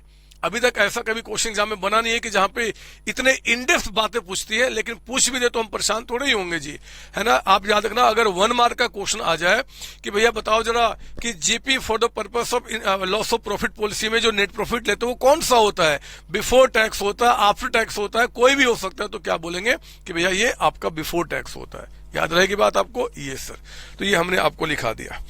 इसके बाद आप लिखेंगे आप यहां पे नंबर थ्री कि आइटम्स इंक्लूडेड इन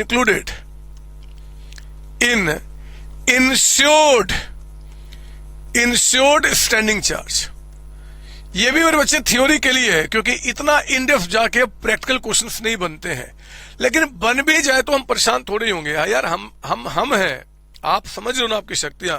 मैं आपको बता रहा हूं कि जो स्टैंडिंग चार्जेस आपके इंश्योर्ड हो सकते हैं उनमें कौन कौन से नाम होते हैं, फिर उसके बाद आपकी मर्जी होती है कि आप किसको कराते हो किसको नहीं कराते हो, लेकिन इंश्योरेंस कंपनी के गाइडलाइंस के मुताबिक जिन स्टैंडिंग चार्जेस को आप इंश्योर्ड कर सकते हो उसमें कौन कौन से नाम होते हैं मैं उनके बारे में लिखा रहा हूं। लिखेंगे आप यहां पे इसके आगे इट इंक्लूड्स, इसमें क्या क्या मिला है, कहीं अगर 3 मार्क्स 4 मार्क्स में अगर आ गया इस पे राइट ए शॉर्ट नोट्स, तो ये सब लिखना पड़ेगा। इट इंक्लूड्स, एक तो इंटरेस्ट, मैंने अभी बताया था आपको, इंटरेस्ट ऑन डिवेंचर्स हो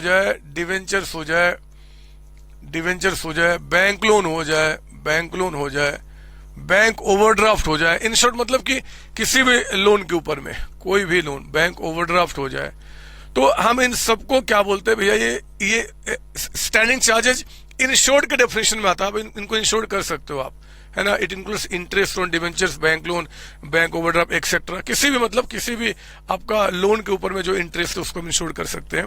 फिर हमने कहा यहाँ पे आपका rent rates and taxes, rent rates and taxes. Sir ये कौन सा टैक्स है? ये वो आपका प्रॉफिट पे टैक्स नहीं है मेरे बच्चे, प्रॉफिट के ऊपर का टैक्स नहीं है, दूसरे टैक्सेज जैसे कि म्यूनिसिपल टैक्स हो गया, है ना, जैसे कि प्रॉपर्टी में जो टैक्स नहीं पे करते हम आपको गवर्नमेंट को, उन सब की बात करते हैं। मतलब कि ये वो टैक्स है जो पे करना ही करना है आपको गवर्नमेंट को, ठीक है। तो मैं लिख दूं यहाँ पे ना, यहाँ पे रेंट रेट्स टैक्सेज, आगे ब्रैकेट में अदर देन आपका टैक्स ऑन प्रॉफिट।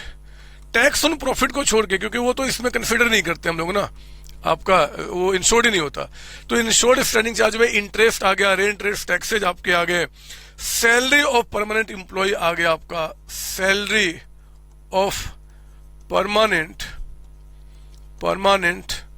एम्प्लॉयज आ गए, एम्प्लॉयज कॉमा, फिर लिखिए आप यहाँ पे आपका वेजेज ऑफ स्किल्ड लेबर्स आ गए, इवन जो आपके लेबर स्किल्ड होते हैं, मतलब जो परमानेंटली आप रखते हो उनका आपका लेबर एम्प्लॉय कुछ भी कह दे। Boarding BOARDING, boarding and lodging आपका ऑफ रेजिडेंट डॉक्टर्स हो जाए, ऑफ रेजिडेंट डॉक्टर कह रहा हूं, डायरेक्टर्स हो जाए, जो डायरेक्टर्स हमारे देश में रेजिडेंट्स होते हैं उनका बोर्डिंग लॉजिंग पे कोई खर्च हो रहा है, डायरेक्टर्स हो जाए, मैनेजर का हो जाए, मैनेजर, ठीक है ना, या फिर कॉमा डायरेक्टर्स फीस हो जाए, डायरेक्टर्स फीस हो जाए, ये सब आपके इसमें कवर होते हैं, फुल स्टॉप, ठीक है ना। या कॉमा देखो और लिखिए, डायरेक्टर्स फीस हो जाए। अनस्पेसिफाइड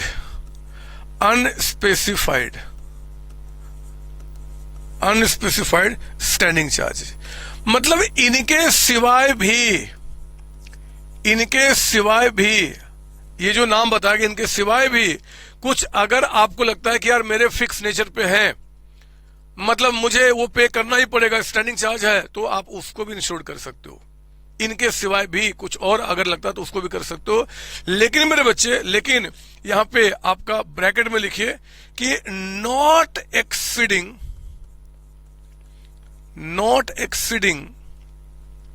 5% ऑफ द अमाउंट, ये सब MCQ 1 मार्क से क्वेश्चन में बन सकते हैं आपका 5% वाला रेट के लिए, of the amount recoverable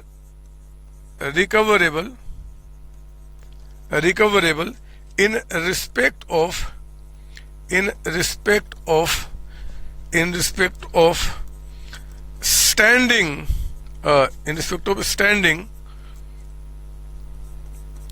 standing charges, full stop, ठीक है ना। तो ये हमारे पास क्या निकल के आ गया। तो मेरे कहने का मतलब है कि ये सारे जो है ना बच्चे वो स्पेसिफाइड है। स्पेसिफाइड का मतलब क्या जी, कि ये इनको हम स्टैंडिंग चार्ज में इंक्लूड करेंगे। ऐसे तो अभी तक क्वेश्चन एक ही देखा गया है जो मैंने अपने बुक में इंक्लूड भी कर लिया है, जिसमें कि एक आध आइटम को पहचानना था आपको। तो बाकी मेरे बच्चे ये थ्योरी के लिए ज्यादा रेलिवेंट है, बट ये बात को ध्यान रखेंगे कि इंश्योर्ड स्टैंडिंग चार्ज के अंदर में ये नाम आपको यहाँ पे याद रखने हैं, ठीक है ना। तो बाकी चीजें तो मैंने आपको बता दिया। अब मैं सोच रहा हूं कि हम लोग आगे बढ़ सकते हैं। हम लोग कितने स्टेप्स खत्म कर चुके हैं? आपका 2 स्टेप। स्टेप 1 में क्या था जी आपका, हमने शॉर्ट सेल्स निकाला था। दूसरे स्टेप में क्या था, हमने जीपी रेट निकाला था। अब लिखिए स्टेप 3, इसके बाद लिखिए अब यहाँ पे step number 3, third step. Step 3 क्या करेंगे, कैलकुलेट लॉस ऑफ प्रॉफिट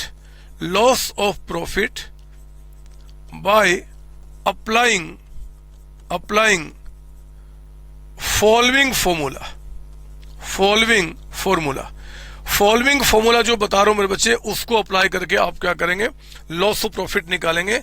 और फॉर्मूला क्या है बताइए, loss of profit is equal to short sales multiplied by आपका जीपी रेट, है ना, जीपी रेट। शॉर्ट सेल्स हमने स्टेप 1 में निकाला और स्टेप 2 के अंदर में हमने क्या निकाला जी, आपका यहाँ पे जीपी रेट। तो तीसरे स्टेप में हम क्या करेंगे कि लॉस ऑफ प्रॉफिट निकाल देंगे इस तरीके से। कोई डाउट इसके अंदर में? नहीं सर। तो हम आपके यहाँ तक आ चुके हैं। मैं सोच रहा हूं कि एक क्वेश्चन यहाँ तक हम लोग कर ले क्या पहले, ठीक है, आइए ना। ये जो स्टेप 3 है ना बच्चे, इसको समझने के लिए एक क्वेश्चन उठाते हैं। आपके बुकलेट का क्वेश्चन नंबर 15A। अभी हमने 14 किया, 15 किया, अब 15A। मैंने 15 को ही 2 पार्ट में किया है, 15 एंड 15A। तो आप आओ जरा, स्टेप 3 को समझने के लिए सॉल्यूशन कर रहे हैं आप यहाँ पे क्वेश्चन नंबर 15A का। पढ़ो ना क्या बता रहा है सर। इसको अपने 16 क्यों नहीं कर दिया था? अरे छोड़ो ना बदमाश, पढ़ो तो 15A। कहता है कि स्टैंडर्ड सेल्स आपका 5 लाख है, बता दिया। एक्चुअल सेल्स कहता है कि ड्यूरिंग द इंडेमनिटी पीरियड आपका 1 लाख है, ठीक है। लो, ग्रोथ रेट भी आपको बता दिया 20% है। और GP rate for the purpose of claim, मेरे बच्चे क्लेम के पर्पस के लिए खुद ही निकाल के बता दिया, मतलब हमें निकालना नहीं है। उल्टा बताओ लॉस ऑफ प्रॉफिट कितना है। तो आप देखो ना, हम क्या करेंगे यहाँ पे, पहले हम शॉर्ट सेल्स निकालते हैं, short sales. And short sales निकालने के लिए स्टैंडर्ड, बताइए स्टैंडर्ड कितना है? 5 लाख जो दिया है ना बच्चे, हमें उसमें ग्रोथ फैक्टर अप्लाई करना होगा। तो 5 लाख और 5 लाख का 20% 1 लाख, यानी कि स्टैंडर्ड सेल्स आपका टोटल कितना हो गया? ग्रोथ फैक्टर को मल्टीप्लाई करके 6 लाख माइनस, बताइए आपका एक्चुअल सेल्स कितना बता रहा है? 1 लाख का अमाउंट। तो हमारा शॉर्ट सेल्स कितने का आपका हो गया? 5 लाख रुपए, 5 लाख रुपए आपका। इसके बाद मेरे बच्चे जीपी रेट आपको दिया ही हुआ है, जीपी रेट आपको निकालना नहीं है, इस क्वेश्चन में आपको गिवन है for the purpose of claim. वो कहता है कि आपका यहाँ पे कितना है जी? 25% गिवन है आपको क्वेश्चन में। तो अगर आपको निकालना है स्टेप 3 में कि लॉस ऑफ प्रॉफिट हमारा कितना हुआ, तो हम क्या करेंगे? शॉर्ट सेल्स यानी कि 5 लाख रुपीज में आपको 25% से मल्टीप्लाई कर देना है। ये आ गया आपका रुपीज 1,25,000, है ना। ये हमारे खत्म हो गए। सर ये बहुत लंबा नहीं जा रहा? कहाँ बदमाश, छोटी छोटी बातें, प्यारी प्यारी बातें, उन्हीं को तो समझा के आगे बढ़ रहा हूँ। कहाँ कुछ दिक्कत है? प्लीज कॉपी करें आप। 15A भी हमारा हो गया, शॉर्ट सेल्स निकाल दिया। अब मैं आता हूं अगले स्टेप के अंदर में, अगले स्टेप, और लिखिए मेरे साथ स्टेप नंबर 4। ये कर लिया होगा, मैं अगले पेज पे ले लेता हूँ। स्टेप नंबर, मैं एक बार देखूं क्या, मुझे बार बार ना पेज चेंज करने का मन नहीं कर रहा, तो मैं सोच रहा हूं ये आपका स्टेप 1, 2 था ना, वही कर ले क्या? स्टेप 1, 2 था ना बच्चे, मैं इसी को मिटा देता हूं। अब ये आपने लिख लिया होगा। मैं स्टेप 3 अब यहां दिखाता हूं। स्टेप 3 है ना, थोड़ी अच्छा लगेगा आपको यहाँ पे। तो हमने जीपी रेट भी निकाल दिया जी, इसको भी हटा देता हूँ, थोड़ा जगह बन जाएगा। हाँ, स्टेप 1 हो चुका। स्टेप 2, स्टेप 3 में हमने क्या किया? स्टेप 3 में कैलकुलेट किया, कैलकुलेट, और आप दिख रहा है हो चुका आपका loss of profit. Loss of, हमने प्रॉफिट निकाल लिया, ठीक है ना। कैसे? आपका short sales into GP rate, ये किया ना हमने, तो हमारा ये निकल के आ गया। तो 3 स्टेप हमारे हो चुके हैं, 3 स्टेप हमारे हो चुके हैं। एक तो शॉर्ट सेल्स निकालना, जीपी रेट निकालना, और हमने लॉस ऑफ प्रॉफिट निकाल लिया। मेरे बच्चे आप ना जहां पे खत्म हुआ था ना, जो हमने क्वेश्चन किया था अभी 15A, उसके बाद लिखिए, मैं यहाँ यहीं पे लिखता हूं ताकि आपको समझा पाऊंगा। स्टेप 4 लिखेंगे। लिखना कैलकुलेट, अगला calculate allowed increase in working expense,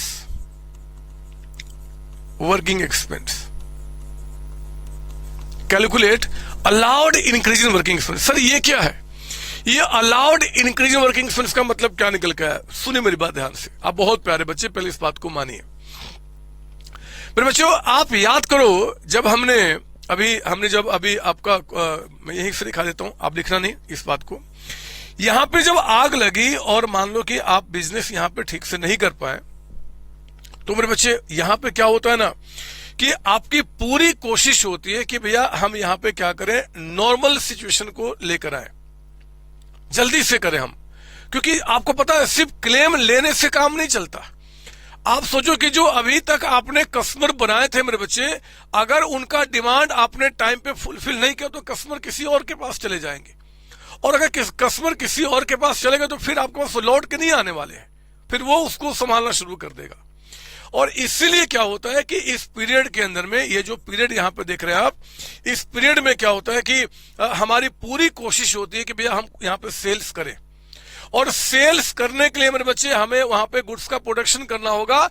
production करने के लिए हो सकता है कि हमें कोई और अलग से कोई जगह हायर करना पड़ जाए, हो सकता है मेरे बच्चे, हो सकता है कि हमें अलग से हायर करना पड़ जाए, हो सकता है कि जो मशीनें मेरी खराब यहां पे हुई हैं उनको जल्दी से जल्दी ठीक कराने के लिए बहुत सारे पैसे खर्च करने पड़े, उनके लिए टेक्नीशियन बुलाए जाते हैं, इंजीनियर बुलाए जाते हैं, जो चीजें जल गई हैं, खराब हो गई है, उनको रिपेयरिंग करना होता है, ठीक करना होता है, और उसके बीच में कुछ पैसे हमारे खर्च हो जाते हैं।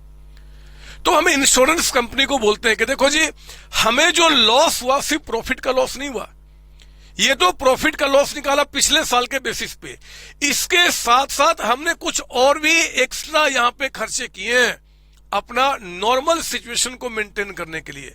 जो एक्स्ट्रा खर्चे किए वो भी तो हमारा लॉस हो गया, वो भी तो हमारे पॉकेट से चला गया। बोलो ना, गलत बोल रहा हूं क्या?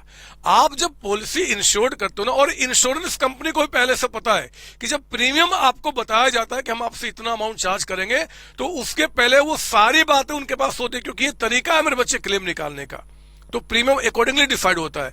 यहां पे हम बोलना चाहते हैं कि जब हम लॉस ऑफ प्रॉफिट पॉलिसी निकालते हैं, तो एक तो हमें जो शॉर्ट सेल्स में लॉस हुआ वो तो हम आपसे पैसा भरपाई करेंगे, और जो कुछ खर्चे यहाँ पे और अलग से मेरे बढ़ गए, मशीन का रिपेयरिंग कराना, मशीन को ठीक कराना, हो सकता है प्रोडक्शन करने के लिए किसी और जगह में जाके हमने वहां पे काम किया और उसका हमें अलग से प्रेमाइसेज कुछ रेंट पे करना पड़ा, ऐसे कोई भी खर्चे होते हैं हम उनकी भी भरपाई करने की बात करते हैं। तो मेरे बच्चे वही है आपका allowed, calculate allowed increase in working expense. जितना आपका वर्किंग एक्सपेंस बढ़ा इस ड्यूरेशन में हम वो भी लेते हैं, लेकिन जितना आपने खर्च किया सारा थोड़े अलाउ किया जाएगा, सारा अलाउ नहीं किया जाएगा मेरे बच्चे। इंश्योरेंस कंपनी ने 3 पॉइंट आपको दिए हैं, A B and C. 3 point कहने के बजाय अच्छा होगा 3 लिमिट कहना। उन्होंने 3 लिमिट दिया है, ए बी सी। कहते भैया इन तीनों को देख लो, इन तीनों में से जो छोटा अमाउंट होगा, जो सबसे लोअर होगा, हम वही आपको देंगे। वो कौन से 3 है आपका? तो लिखो ना, यहां पे मैं आपको बताता हूं, इसको डैश देके लिखिए, यहां पे लिखेंगे आप, यहां पे इट विल बी, लिखेंगे इसके आगे, it will be lower of following 3 आपका 3 आपको जो बता रहा हूं मेरे बच्चे, उसमें से जो लोअर होगा ना, जो छोटा होगा, वही हम यहां पे आपको अलाउ करेंगे। वो कौन सा अमाउंट है? तो लिखेंगे नंबर ए आपका। वो 3 कौन कौन से? एक तो मुझे बताओ कि आपका यहां पे एक्चुअल इंक्रीज कितना हुआ है।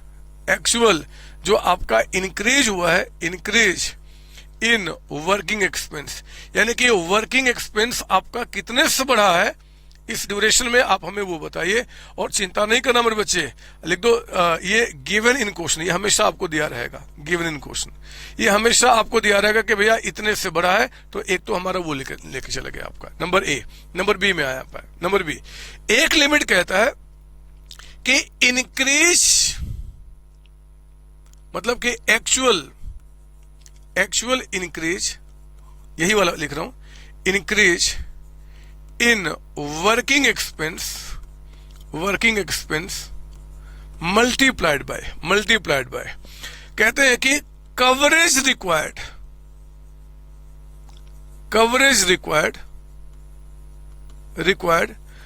अपन, लिखेंगे coverage required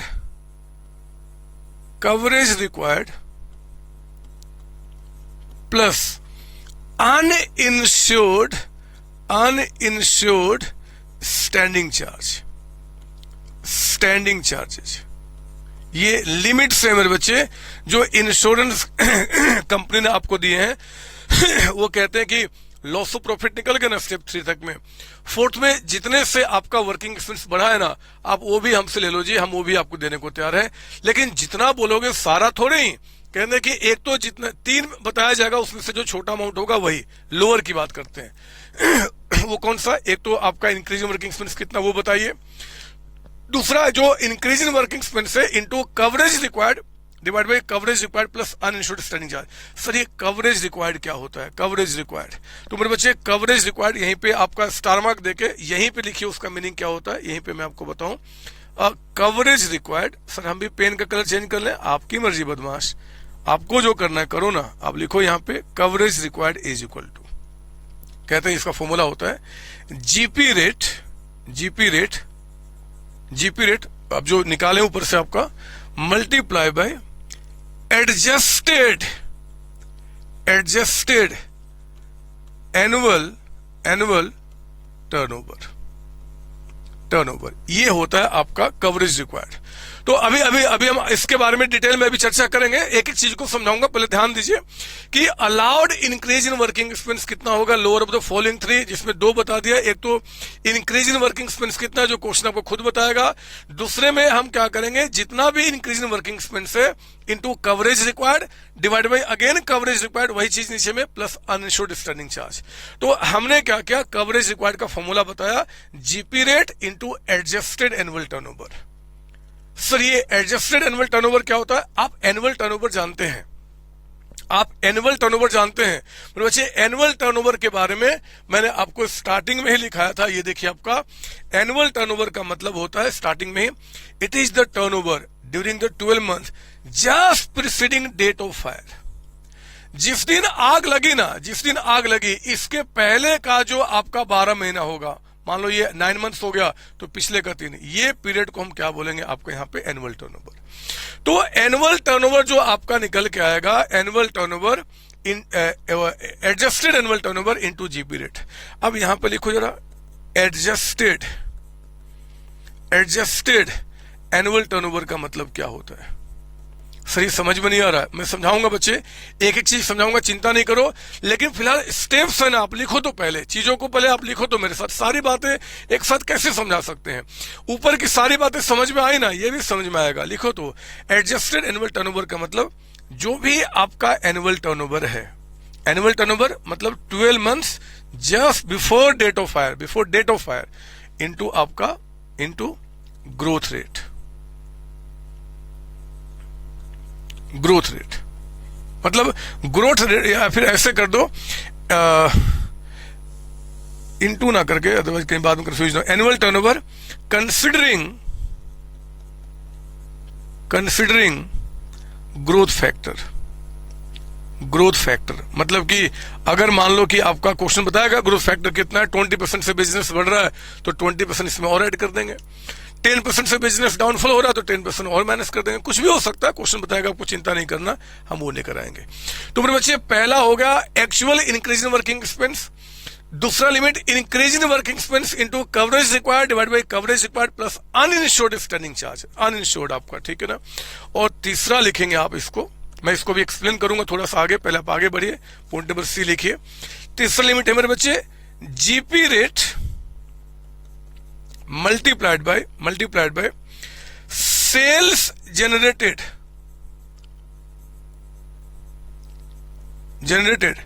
due to increase in working expense. ये वर्किंग एक्सपेंस जो आपने किया, वर्किंग एक्सपेंस जो किया, इससे कितना सेल्स आपने जनरेट किया। ऐसा तो नहीं कि आप मुझे बेवकूफ बना रहे हो कि हाँ जी हमने यहाँ पे इतने सारे खर्चे किए, तो क्यों किया खर्च हम क्यों करते हैं? ताकि जल्दी से नॉर्मल सिचुएशन आए और हम कुछ सेल कर पाए, हम कस्टमर को कुछ बेच पाए अपने। आप समझ रहे हो ना, देखो फॉर्मूला कैसे बना हुआ है। हम उतना ही वर्किंग एक्सपेंस आपको अलाउ करेंगे जिससे आप सेल्स कुछ जनरेट कर पाओगे।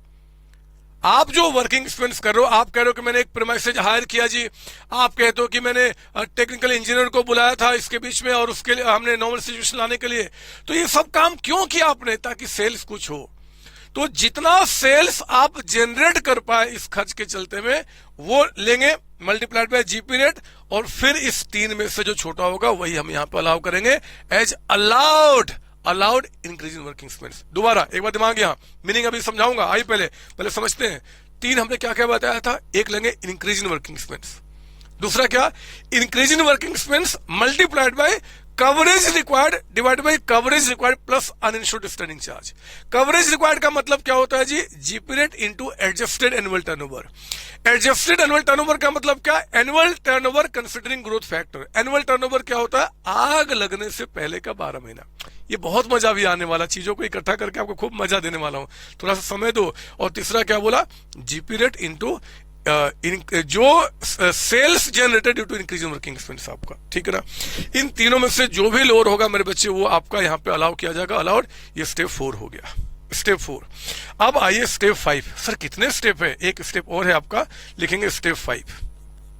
स्टेप 5 आपका कैलकुलेट, आपको कैलकुलेट करना होगा। Calculate saving in expenses. Saving expenses मतलब इस पीरियड में मेरे बच्चे जितनी चीजें आपने इंश्योर्ड किया, ठीक है जी, हम सब पे करने को तैयार है, लेकिन अगर कोई खर्च आपने यहां पे सेव कर लिया, जैसे कि खर्चे बढ़ गए तो हम आपको देने को तैयार है, बट कुछ खर्चे आपने बचा लिए। अब हमें मान लो कि कोई इंप्लॉय को आपने हटा दिया, उसको सैलरी नहीं पे करना पड़ रहा, परमानेंट ही था, इंश्योर्ड था, लेकिन नहीं पे करना पड़ रहा, तो सेविंग आपको हुआ ना। तो जितने भी खर्चे यहां पे आप सेव करोगे वो हम क्या करेंगे जी? वो आपसे पता कराएंगे। और आप बिल्कुल चिंता नहीं करना, लिख दो ब्रैकेट में थैंक गॉड, लिख दो यहां पे थैंक गॉड। इसका कोई फॉर्मूला नहीं है, ऑलवेज गिवन इन क्वेश्चन। अगर होगा तो ऑलवेज गिवन इन क्वेश्चन, ये क्वेश्चन में दिया रहेगा। आपको इसको बिल्कुल ढूंढना नहीं है कोई फॉर्मूला लगा के, ये हमेशा आपको दिया रहेगा। तो ये हमने क्या किया? स्टेप 5 में हमने क्या किया? कैलकुलेट किया सेविंग एक्सपेंस आपका कितना होगा। इसके बाद आइए जरा स्टेप 6 लिखेंगे। आप इसके नीचे लिखिए, मैं ये लिख देता हूं ताकि बार बार पेज ना चेंज करना पड़े। स्टेप 6 लिखेंगे आप यहां पे। स्टेप 6 टोटल आपका loss for the purpose of claim। Total loss कितना माना जाएगा जी? तो बोलेंगे ये देखो, स्टेप 3 में जो लॉस निकल के आया, स्टेप 3 का अमाउंट प्लस स्टेप 4 में जो आपका अमाउंट निकल के आया, ये भी क्लेम ले रहे हैं, प्लस स्टेप 4 का अमाउंट, और इसमें माइनस कर देना कौन सा जी? सेविंग, यानी कि स्टेप 5 में जो अमाउंट है उसको माइनस कर देंगे, वही टोटल लॉस हो जाएगा for the purpose of claim आपका। आप समझ रहे हो ना? आपको कहीं दिक्कत तो नहीं हो रही है? कहीं आपकी जो कंटिन्यूटी है वो खराब तो नहीं है? कहीं आप परेशान तो नहीं हो रहे ना मेरे बच्चे? ये सिंपल सा तरीका है आपको यहाँ पे क्लेम निकालने का। आप कहते हो कि सर कोई क्वेश्चन करके दिखा दो ना, थोड़ा कोई क्वेश्चन करके दिखा दो, हमें शांति मिले कि हम समझ गए हैं। तो मेरे बच्चे मैं क्वेश्चन नंबर 12 आपको करा के दिखाना चाहता हूँ। आओ ना एक बार 12 इन सारे पॉइंट्स को इकट्ठा करके, इन सारी बातों को जो हमने अभी तक सीखा उनको इकट्ठा करके आप आइए मेरे साथ यहाँ पे चेक करेंगे मेरे साथ सॉल्यूशन ऑफ क्वेश्चन नंबर 12। आपका मजा आ गया। आज तो मैंने पूरे कॉन्सेप्ट आपको करा दिए हैं। पढ़ो क्वेश्चन नंबर 12 क्या बता रहा है। Calculate claim for the loss of profit. कहता है कि actual sales during indemnity period 60 है, स्टैंडर्ड सेल्स कहता है कि 2 लाख है, net profit during preceding year आपका 80 है, स्टैंडिंग चार्जेस मेरे बच्चे 50,000 है, बट उसमें इंश्योर्ड कहता है कि 80% है, and sales during preceding year कहता है कि 12 लाख। ध्यान से 1 मिनट नजर यहां, अगला लाइन क्या है? Allowed increase in working expense. ओहो, मुझे बहुत बुरा लगा। ये पता है क्या बता रहा है? ये कह रहा अलाउड, यानी कि जो allowed increase in working expense जो हमें निकालना था ना बच्चे, इस तीनों को कंपेयर करके ये खुद कंपेयर करके बता दिया कि भैया जो अलाउड है ना, जो अलाउड है वो 3000 है। मुझे बहुत बुरा लगा। काश आप हमें बोलते कि इंक्रीज इन वर्किंग एक्सपेंस इतना है, अलाउड खुद निकाल दो, लेकिन बदमाश ने बता दिया कोई हमें फॉर्मूला अप्लाई नहीं करना। आएगा मेरे बच्चे, अब चिंता ना करो, अभी दुख मत लो, अभी दर्द ना हो, अभी आगे आएगा ऐसे क्वेश्चन जहां पे हमें निकालने पड़ेंगे। और देखो ना, सेविंग इन एक्सपेंस आपको बता दिया, वो हमेशा जब होगा तो बताएगा, आपको चिंता नहीं करना। तो आइए जरा शुरू करते हम लोग यहाँ पे solution of question number 12। Step 1 हमें क्या निकालना है? Short sales. तो पहले चीजें निकालो, पहले बता दो स्टैंडर्ड सेल्स कितना है हमारा।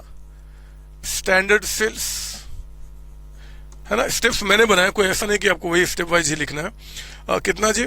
तो स्टैंडर्ड सेल्स आपका यहाँ पे 2 लाख से, ग्रोथ फैक्टर बता रहा क्या क्वेश्चन में कहीं ग्रोथ फैक्टर है? नहीं सर, तो फिर नहीं है, होता तो बताता। ये 2 लाख रुपए का अमाउंट। ग्रोथ फैक्टर होता तो उसको मल्टीप्लाई करके स्टैंडर्ड लिखता मैं यहाँ पे। और हमारा जो आपका एक्चुअल सेल्स हुआ है ड्यूरिंग इंडेमनिटी पीरियड, मतलब इस ड्यूरेशन में हमने एक्चुअल सेल्स कितना किया है, ये कहता है कि 60,000 का अमाउंट, तो माइनस कीजिए, ये कितना आ गया 1,40,000, 1,40,000। क्या बोलेंगे इसको हम लोग जी, शॉर्ट सेल्स। ये हमारा शॉर्ट सेल्स निकल के आ गया, पहला स्टेप कंप्लीट। स्टेप टू में हम क्या करते हैं जी, जीपी रेट निकालते हैं। मुझे बताइए जीपी रेट का फॉर्मूला क्या, जीपी डिवाइडेड बाय सेल्स, कौन सी ईयर का, पिछले साल का, मल्टीप्लाइड बाय 100 आपका। जीपी बताइए, प्रॉफिट है ना, तो जीपी हो जाएगा NP plus insured standing charge. मैं जितने भी स्टेप्स बना रहा हूं आपको समझाने के लिए, जितने स्टेप छोटा कर सकते हो आप करो ना, कहीं कोई दिक्कत नहीं है। Divide by sales of preceding year कितना है, देखो देखो देखो बता रहा है, सेल्स ड्यूरिंग प्रीसीडिंग ईयर्स कहता है कि 12 लाख रुपीज का अमाउंट है, मल्टीप्लाइड बाय आपका 100।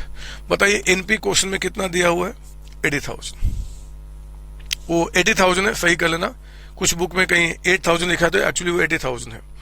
क्या मैं स्टैंडिंग चार्जेस सारे ले लूं, नहीं सर, 50,000 का सिर्फ 80%, 50,000 का सिर्फ 80% ही आपका यहाँ पे इंश्योर्ड है, यानी कि 40, तो 1,20,000 का अमाउंट निकल के आ गया, 1,20,000 रुपए, है ना।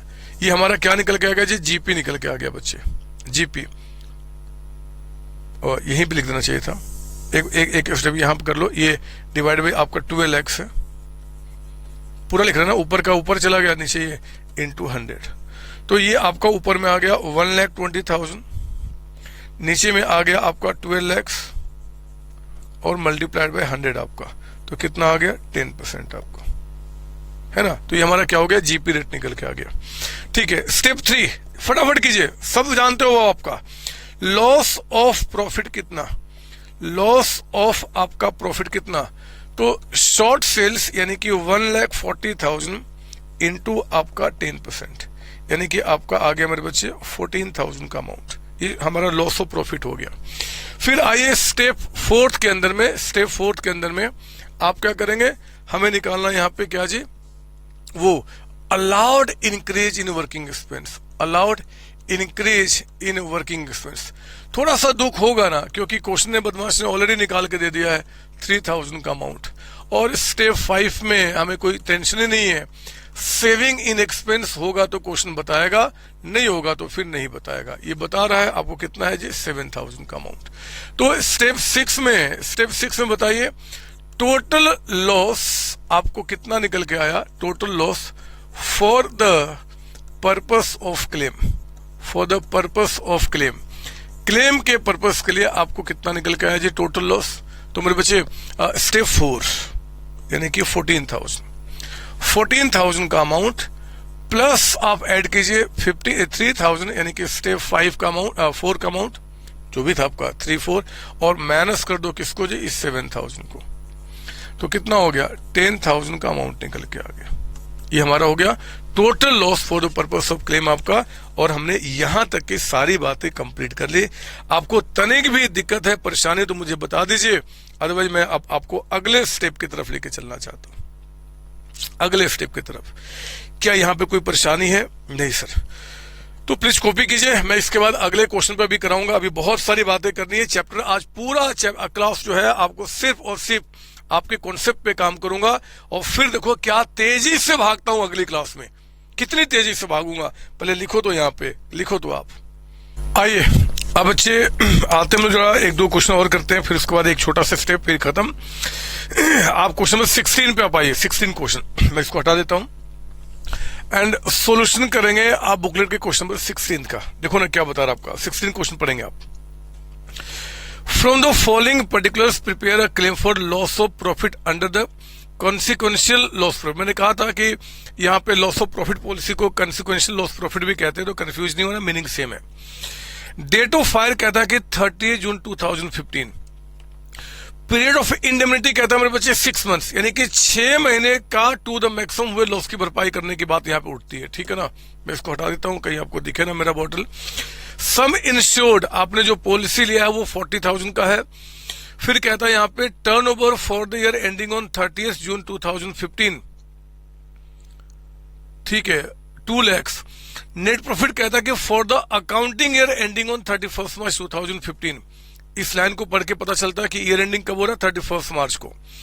स्टैंडिंग चार्ज कहता है कि for the accounting year ending on 31 मार्च 2015 28.5 का है। Turnover for the year ending on 31 March 2015 198। Turnover for the indemnity period कहता है कि 1 7 से 31 12 56,000 का। और टर्नओवर कह रहा है कि 2014 में सेम पीरियड में आपका 1,10,000 है। टर्नओवर कहता है कि ऑफ द 15-16 मतलब करंट ईयर का है, have shown a tendency of 10% increase over the turnover of the preceding years. ठीक है, तो आप एक काम करो, 16 के अंदर में मैं शुरू करता हूं यहाँ पे। पहले तो जब डेट इतने सारे हो ना, तो मेरे बच्चे हमेशा अच्छा क्या होता है कि डायग्राम को बनाना है ना, डायग्राम बनाना। मैंने आपको पहले ही बताया, दोबारा बता देता हूं। देखो, जो आग लगी है 30 जून 2015 को, यानी कि ये 1 4 2015 से लेकर आपका 31 मार्च 2016 का करंट ईयर हो गया है ना, जिस साल में आग लगी है। क्योंकि मेरे बच्चे इस साल में कहता है कि यहां पे आग लगी है 30 जून यानी कि 6 2015 को, यही डेट है ना आपका। ये सर पिछला साल क्या होगा जी, 1 4 2014 से लेकर आपका 31 मार्च 2015 तक। कोई डाउट इसमें? नहीं सर। अब जो इन्फॉर्मेशन पता उसको लिखो आप। सम इंश्योर्ड यानी कि फेस वैल्यू है पॉलिसी का। टर्नओवर कहता है बच्चे for the year ending on 30 June 2015। 30 June turnover for the year, ध्यान से शब्दों को समझेंगे आप।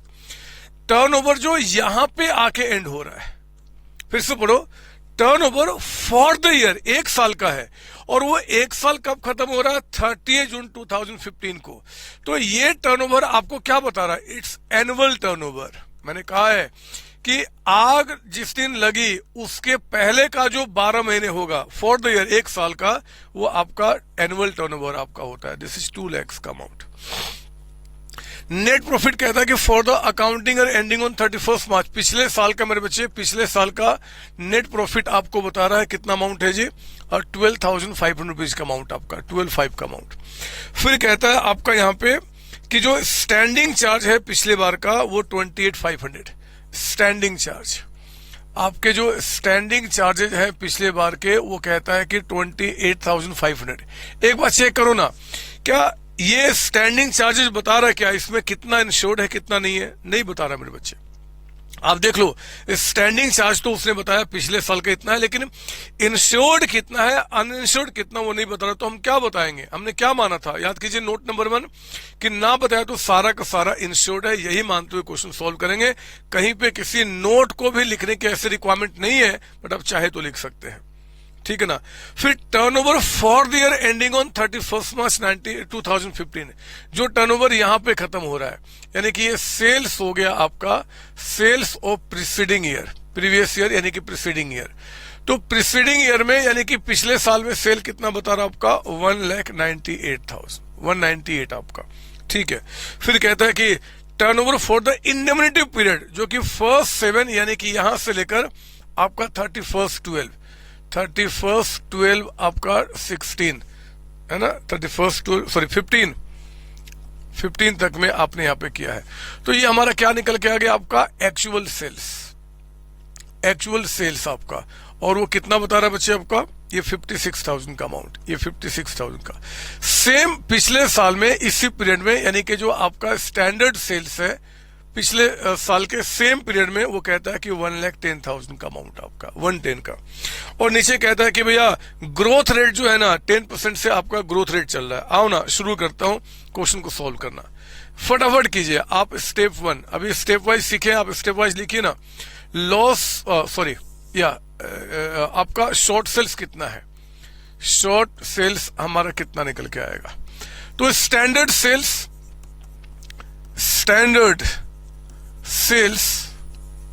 माइनस आपका एक्चुअल सेल्स। आप मुझे बताइए कि क्या स्टैंडर्ड सेल्स में इतना ले लूं? नहीं सर, 10% का ग्रोथ फैक्टर है, तो आपका 1,10,000 और प्लस इसका 10%, या सिंपली इसका 110%। 110 का मतलब हो गया 1,10,000 प्लस आपका 10%, यानी कि 1,21,000, और माइनस एक्चुअल सेल्स कितना आपका 56,000। तो बताइए जरा कि 1,21,000 121 माइनस 56,000 कितना निकल के आ गया, ये आ गया आपका 65,000 का अमाउंट। ये हमारा शॉर्ट सेल्स हो गया step number 1। Now come to step number 2। Step number 2, अब आपको क्या करना है, जीपी रेट आपको निकालना है। जीपी रेट आपका, जीपी रेट के लिए आपने क्या करना है मेरे बच्चे, एक तो जीपी, जरा बताइए जीपी कितना है सर। जीपी का मतलब होता है एनपी प्लस इंश्योर्ड, सारा इंश्योर्ड है, यानी कि 12,500 प्लस आपका 28,500 डिवाइडेड बाय पिछले साल का सेल्स, यानी कि 1,98,000 है ना, प्रीसीडिंग ईयर का, मल्टीप्लाइड बाय 100 आपका। बोलिए कितना निकल के आ गया। तो ये हमारे पास आ गया आपका 41,000 ऊपर में, है ना बच्चे, ठीक है। डिवाइड बाय आपका आ गया यहाँ पे 1,90,000 कितना 1,98,000 और इंटू आपका 100। तो ध्यान दीजिए यहाँ पे आ गया 20.70707 आ रहा है, तो 7 तक दो फिगर तक ले लेते हैं, कोई दिक्कत नहीं है हमारा। स्टेप 3, फटाफट कीजिए, जरा बताइए कि लॉस ऑफ आपका प्रॉफिट कितना निकल के आ गया। लॉस ऑफ प्रॉफिट तो 65,000 पे हम लोग क्या करेंगे, 20.71% का अमाउंट ले लेंगे। बताइए कि कितना जी, 65,000 पे इतना अमाउंट कितना निकल के आ गया, 65,000 इंटू आपका 20.71%, ये आगे बचे 13462 राउंडिंग ऑफ में, 13462 है ना, ये राउंडिंग अप में। अब देखो स्टेप 4 में, यानी कि स्टेप 4 हमारा क्या था जी, allowed increase in working expense. Question में कहीं पर भी वर्किंग एक्सपेंस के बारे में बात ही नहीं कर रहा है, तो नील होगा तो बताएगा, हम भगवान थोड़े ही हैं, है ना। और स्टेप 5 में मेरे बच्चे हम लोग क्या लेते हैं, saving in expense. Saving in expense, जरा बताओ कि सेविंग इन एक्सपेंस आपको कहीं बता रहा, नहीं सर, तो नील आपका हो गया, नहीं आपका। तो स्टेप 6 के अंदर में मुझे बताइए टोटल आपका loss for the purpose of claim क्या निकल के आया। For the purpose of claim के लिए इसका टोटल कितना आपका निकल के आया, तो सुनेंगे ध्यान से। क्लेम कितना, एक तो आपका 13462 है ना, प्लस नील और माइनस नील आपका, तो कितना आ गया 13462। सर अगर ये दोनों नील हैं तो क्या इनको स्टेप्स में दिखाना जरूरी है, कोई रिक्वायरमेंट नहीं है, मैं तो अभी समझा रहा हूं ना, इसलिए किया। अदरवाइज सिंपली आप क्या कीजिए, ये निकल के आया, ये नहीं है, तो सिंपली बोल दो कि total loss for the purpose of claim आपका 13462 का अमाउंट हो गया, खत्म हो गई बात। क्या दिक्कत है इसके अंदर बदमाश, क्या दिक्कत है। अब ना एक स्टेप और करा के अब मैं ये टॉपिक को खत्म करना चाहता हूं। अब कोई कॉन्सेप्ट नहीं बचे बच्चे, सिर्फ प्रैक्टिस और सिर्फ प्रैक्टिस, एक आपका स्टेप करा के। कितने हो चुके, स्टेप 6 ना, लिखिए यहीं पे लिख दो, मतलब कि नया पेज लो, ऊपर में आप हेडिंग दीजिए, नया पेज लीजिए, और यहाँ पे हम स्टेप 7 में आपको निकालेंगे। लिख दो पहले यहाँ, सॉरी पहले यहाँ लिखो, लिखेंगे आप कि क्लेम आखिर कितना होगा अगर ये अंडर एवरेज क्लॉज हमें निकालना होगा। तो एवरेज क्लॉज, जैसे वो था ना वहां पे एवरेज क्लॉज आपका लॉस ऑफ स्टॉक वाले में, यहां पे भी एवरेज क्लॉज होता है। तो एवरेज क्लॉज हम कैसे लगाएंगे जी, इसका फॉर्मूला होता है बच्चे एवरेज क्लॉज का, फेस वैल्यू ऑफ पॉलिसी। वहां भी हम लोग याद कीजिए, जब एवरेज क्लॉज लगाते थे तो हम ऊपर में क्या लिखते थे, फेस वैल्यू ऑफ पॉलिसी आपका, ठीक है ना। नीचे में आप लेंगे GP multiplied by adjusted annual turnover और मल्टीप्लाइड बाय आपका total claim, total loss as per step कौन सा जी आपका 6, ये इसका फॉर्मूला होता है। पर बच्चे अगर हमें एवरेज क्लॉज निकालने के लिए बोल देगा तो जो भी पॉलिसी की फेस वैल्यू है ऊपर में लिखेंगे, पहले भी लिखा करते थे, यहां पर भी नीचे में कहेंगे भैया ये क्लेम हमें मिलेगा अगर जो हमारा एनुअल टर्नओवर है ना उस पे जीपी रेट, मतलब अगर इतने का लॉस होगा तो ये हमें जो फेस वैल्यू पॉलिसी ये हमें मिलेगा अगर हमें इतने का लॉस होगा। तो अगर लॉस हमारा सिर्फ इतना है तो प्रोपोर्शनेटली क्लेम कितना वो निकल जाएगा मेरे बच्चे। तो मैं यहीं पे कर दूं क्या, यहीं पे अब सॉल्व करो ना, स्टेप 7 लिख दिया ना एवरेज क्लॉज का फॉर्मूला। मुझे बताइए इस क्वेश्चन में आपका फेस वैल्यू पॉलिसी क्या है, जरा बताइए कि फेस वैल्यू पॉलिसी कितना है। सर पॉलिसी का जो फेस वैल्यू है क्वेश्चन के अंदर में वो लिखा है 40,000, सब इंश्योर्ड है ना 40,000, ये हमने ऊपर में क्या ले लिया 40,000। नीचे में जीपी रेट ये आया था आपका 20.71, तो 20.71% multiplied by adjusted annual turnover. अरे एनुअल टर्नओवर ये देखो आपका 2 लाख रुपीज का अमाउंट था, और एडजस्टेड कितना हो जाएगा, एडजस्टेड का मतलब कि ग्रोथ फैक्टर मल्टीप्लाई करके बता चुका हूं पहले आपका, तो 2 लाख प्लस ग्रोथ फैक्टर यानी कि 2,20,000 का अमाउंट आपका है ना, इतना मिलेगा अगर इतने का लॉस होगा। लेकिन अगर लॉस हमें कितने का 13,462 का हुआ है, 13,462 का, तो हमारा क्लेम कितना होगा। तो आप मैं यहां मिटा दूं, मैं इसको इधर लिख लेता हूं। ऊपर में कितना आ गया बच्चे 40,000, नीचे में कितना हो जाएगा जी, तो 2,20,000 इंटू 20.71%, ये आ गया आपका 45562। इतने का लॉस होगा तो इतना मिलेगा। अगर हमारा लॉस 13,462 का हुआ है तो बताइए क्लेम कितना। तो 40,000 डिवाइडेड बाई 45562 मल्टीप्लाई बाय मेरे बच्चे 13,462 का अमाउंट, तो ये आ गया आपका 11,819, राउंडिंग अप में 11,819 का क्लेम यहाँ पे आपका निकल गया। जल्दी से प्लीज कॉपी कीजिए, जल्दी से कॉपी करेंगे, ये हमारा काम पूरा हो गया बच्चे। वेरी सिंपल, कुछ है नहीं इसके अंदर में आपका, है ना, तो जल्दी से कॉपी करेंगे आप, ठीक है। ये कौन सा क्वेश्चन था हमारा, ये हमारा क्वेश्चन था आपका 16th नंबर, जहां पे हमने एवरेज क्लॉज की बात की। इसके बाद एक क्वेश्चन अभी और करना हमने, जल्दी कॉपी कीजिए फिर मैं आगे बढ़ता हूं। चलिए अब मेरे बच्चे एक क्वेश्चन, अब जितने सारे कॉन्सेप्ट हमने स्टडी किए ना इंक्लूडिंग आपका एवरेज क्लॉज, उसको मिला के एक बहुत प्यारा सा क्वेश्चन मैंने बनाया हुआ आपके बुकलेट में 16A, अगेन 16A। और इस क्वेश्चन को करने के बाद फिर आज की क्लास को हम ऑफ करेंगे और अगली क्लास में इसके हम और प्रैक्टिस क्वेश्चन में एंट्री करेंगे, जो एग्जाम में या आपके स्टडी मेट के क्वेश्चन और भी अच्छे अच्छे हैं। आप आएंगे सॉल्यूशन कर रहे हैं आप 16A का क्वेश्चन देखेंगे। आप कहता है कि इंक्रीज इन वर्किंग एक्सपेंस। अच्छा, यहां पे शुरुआत ही आपका इंक्रीज इन वर्किंग एक्सपेंस के साथ कह रहा है कि 60,000 का अमाउंट है आपका, ठीक है। एनुअल टर्नओवर कहता है कि 8 लाख का अमाउंट है। ग्रोथ फैक्टर भी दिया है मेरे बच्चे। जीपी रेट कहता है कि 20% for the purpose of claim, निकाल के बता दिया, हमें निकालना नहीं है, क्या बकवास क्वेश्चन है। टोटल सेल्स कहता है during the indemnity period 2 lakh से, out of this 1,20,000 could be maintained due to increase in working expense. अच्छा, वो इंक्रीज इन वर्किंग एक्सपेंस जो हुआ है ना, उसके चलते कहता है कि आप यहाँ पे 1,20,000 का मेंटेन कर पाए हैं। याद है ये चीज आपका, वो कहीं मैंने मिटा तो नहीं दिया। ये देखिए आप कि एक तो आपका इंक्रीज इन वर्किंग एक्सपेंस लिया जाएगा यहाँ पे अलाउड निकालने के लिए, एक आपका increase in working expense into coverage required अपन कवरेज रिक्वायर्ड प्लस अनइंश्योर्ड, और तीसरा था GP rate into sales generated due to increase in working expense. तो देखो ना, आपने ये जो इंडेमनिटी पीरियड है, एबनॉर्मल पीरियड, उसमें आपने 2 लाख का सेल किया है, लेकिन इसमें से 1,20,000 का सेल आप क्यों कर पाए, क्योंकि वर्किंग एक्सपेंस आपका इंक्रीज हुआ है। तो 120 आपका यहाँ पे हम लेके चलेंगे, देखेंगे आपका। फिर कहता है मेरे बच्चे टोटल स्टैंडिंग चार्ज आपका 1 लाख है, और इसमें से 70,000 कहता है कि इंश्योर्ड है, तो बाकी अनइंश्योर्ड हो गया।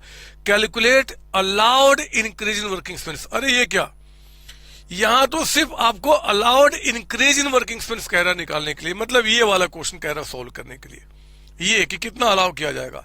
तो अगर आप मुझे अनुमति दे, यहाँ पे हमें तो कुछ भी नहीं निकालना, मैं तो सोच रहा था ना कि वो करूं आपका पूरा क्वेश्चन सोल्व करूं, लेकिन एग्जाम में आपको बड़े ध्यान से देखना है कि आखिर पूछ क्या रहा है। तो मेरे बच्चे ये क्वेश्चन 3 नंबर में बन सकता आपका, मेरे हिसाब से अगर बने तो आप आइए जरा, यहाँ पे हम लोग आपका 16A का सॉल्यूशन कर रहे हैं, और इसमें हम सिर्फ क्या निकाल रहे हैं, allowed increase in working expense. Working expense में जो आपका अलाउड एक्सपेंस है वो आपको निकालना, मतलब ये पूरा का पूरा क्वेश्चन किसके ऊपर बेस्ड है, सिर्फ स्टेप 4 के ऊपर में आपका, ठीक है। लिखेंगे यहाँ पे it will be lower of following three, है ना। 3 आपके जो बातें कंडीशंस बताए गए उसमें से जो लोअर होगा मेरे बच्चे, पहले तो एक आपका एक्चुअल जो आपका इंक्रीज हुआ है वो बताइए। Increase in working expense question कितना बता रहा है? इंक्रीज इन वर्किंग एक्सपेंस कितना बता रहा है आपको यहाँ पे? तो इंक्रीज इन वर्किंग एक्सपेंस कितना बता रहा है बच्चे? वो 60,000 स्टार्टिंग में ही आपको बताया है, ठीक है। बी में आइए, क्या था आपका? इंक्रीज इन वर्किंग एक्सपेंस यानी कि 60,000 multiply by coverage required, and coverage required का फॉर्मूला क्या है? GP into adjusted annual turnover. तो जीपी रेट तो क्वेश्चन में दिया हुआ है 20%, और एडजस्टेड एनुअल टर्नओवर कितना है? 8 लाख। देखो ना सेकेंड लाइन में 8 लाख है, और ग्रोथ फैक्टर आपका 10% है, तो 8 लाख और उसका 10% यानी कि ऊपर में हो गया 880। नीचे में एक तो यही आ जाएगा जी, यानी कि 20% इंटू 8,80,000 है ना, प्लस क्या था? Uninsured standing charge. ये देखो ना, आपका कवरेज रिक्वायर्ड तो सेम हो गया, प्लस अनइंश्योर्ड। तो बताओ अनइंश्योर्ड स्टैंडिंग चार्ज कितना है? नीचे से सेकेंड लास्ट लाइन कहता है कि टोटल स्टैंडिंग चार्ज आपका 1 लाख है, उसमें 70,000 इंश्योर्ड है, तो मेरे बच्चे 30,000 जो हो गया ना, उसमें क्या हो गया? अनइंश्योर्ड आपका हो गया, अनइंश्योर्ड है ना। बी पॉइंट आपका निकल के आ गया, बी पॉइंट। तो पहले मैं इसको सोल्व कर लू क्या? अब बी का क्या निकल के आ रहा है? तो यहां पे आपका 60,000 प्लस 880 का जरा बताइए कि 20% कितना निकल के आता है आपका? ऊपर में आ गया 1,76,000, नीचे में आपका 1,76,000, और प्लस आपका यहाँ पे 30,000 का अमाउंट, 30,000 का। तो यहाँ पे आपका 60,000 प्लस आपका 176 और डिवाइड में कितना हो गया जी? 2,06,000 है ना। ये मल्टीप्लाई बदमाश, ये मल्टीप्लाई का साइन है, मल्टीप्लाई का। तो बताइए कितना अमाउंट आ गया? आपका 1,76,000 डिवाइड बाय 2,06,000 और इंटू आपका 60,000। ये आगे बच्चे 51,262 आपका 262। तो पहला वाला ए हो गया, ये बी हो गया आपका ये, और सी में हमने क्या बोला था आपका? जीपी रेट जो कि क्वेश्चन में है आपका 20% मल्टीप्लाइड बाय, कहता है कि sales generated due to increase in working expense. मुझे क्वेश्चन पढ़ के बताइए कि इंक्रीज इन वर्किंग एक्सपेंस आपका जो हुआ उससे सेल्स कितना किए? देखो ना वो कह रहा है कि भैया हमने इंडेमनिटी पीरियड में, एबनॉर्मल पीरियड में हमने टोटल सेल्स 2 लाख का किया है, जिसमें से 1,20,000 हम सिर्फ इसके चलते कर पाए, इस खर्च के चलते। तो मेरे बच्चे हम टोटल 2 लाख नहीं लेंगे, हमें 1,20,000 लेना है, यानी कि जो आप सेल्स कर पाए due to increase in working expense. तो कितना आ गया आपको यहाँ पे? ये आ गया 24,000। इन तीनों में से मुझे बताओ, इन तीनों में से आपका लोअर कौन सा दिख रहा है? 24,000। तो आप जब आंसर बताएंगे यानी कि अलाउड इंक्रीज कितना होगा, तो लिखो आप यहाँ पे, आप इसके नीचे लिखिए, मैं यहां लिख देता हूं कि allowed increase in working expense आपका कितना अमाउंट निकल के आ जाएगा? सिर्फ आपका 24, जो लोअर में आपका ऑफ द 3 निकल के आएगा, एंड क्वेश्चन खत्म हो गया। यही तो है मेरे बच्चे, यही तो है। जितने सारे पॉइंट्स हो सकते हैं ना, उन सारे पॉइंट्स को कंसीडर करते हुए मैंने ये आपको करा दिया। अभी बातें बहुत सारी होनी है, बहुत सारी बातें होनी है, बहुत सारे क्वेश्चन की प्रैक्टिस कराना है, लेकिन आज वो समय नहीं है, आज वो समय नहीं है। आज की क्लास को हम यही रोकते हैं मेरे बच्चे। अगली क्लास में जब मिलेंगे ना, तो इसके अब बड़े बड़े प्यारे प्यारे एग्जाम के जो क्वेश्चंस हैं, आपके स्टडी मेट के जो क्वेश्चंस हैं, और भी जो क्वेश्चन एग्जामिनर बना सकता है, उन सारे क्वेश्चन की प्रैक्टिस कराऊंगा। ऑल द बेस्ट आप सारे बच्चों को, आप सारे प्यारे बच्चों को, आगे बढ़िए और आप अपने एम्बिशंस को पूरा कीजिए। थैंक यू बच्चों, थैंक यू जी, थैंक यू।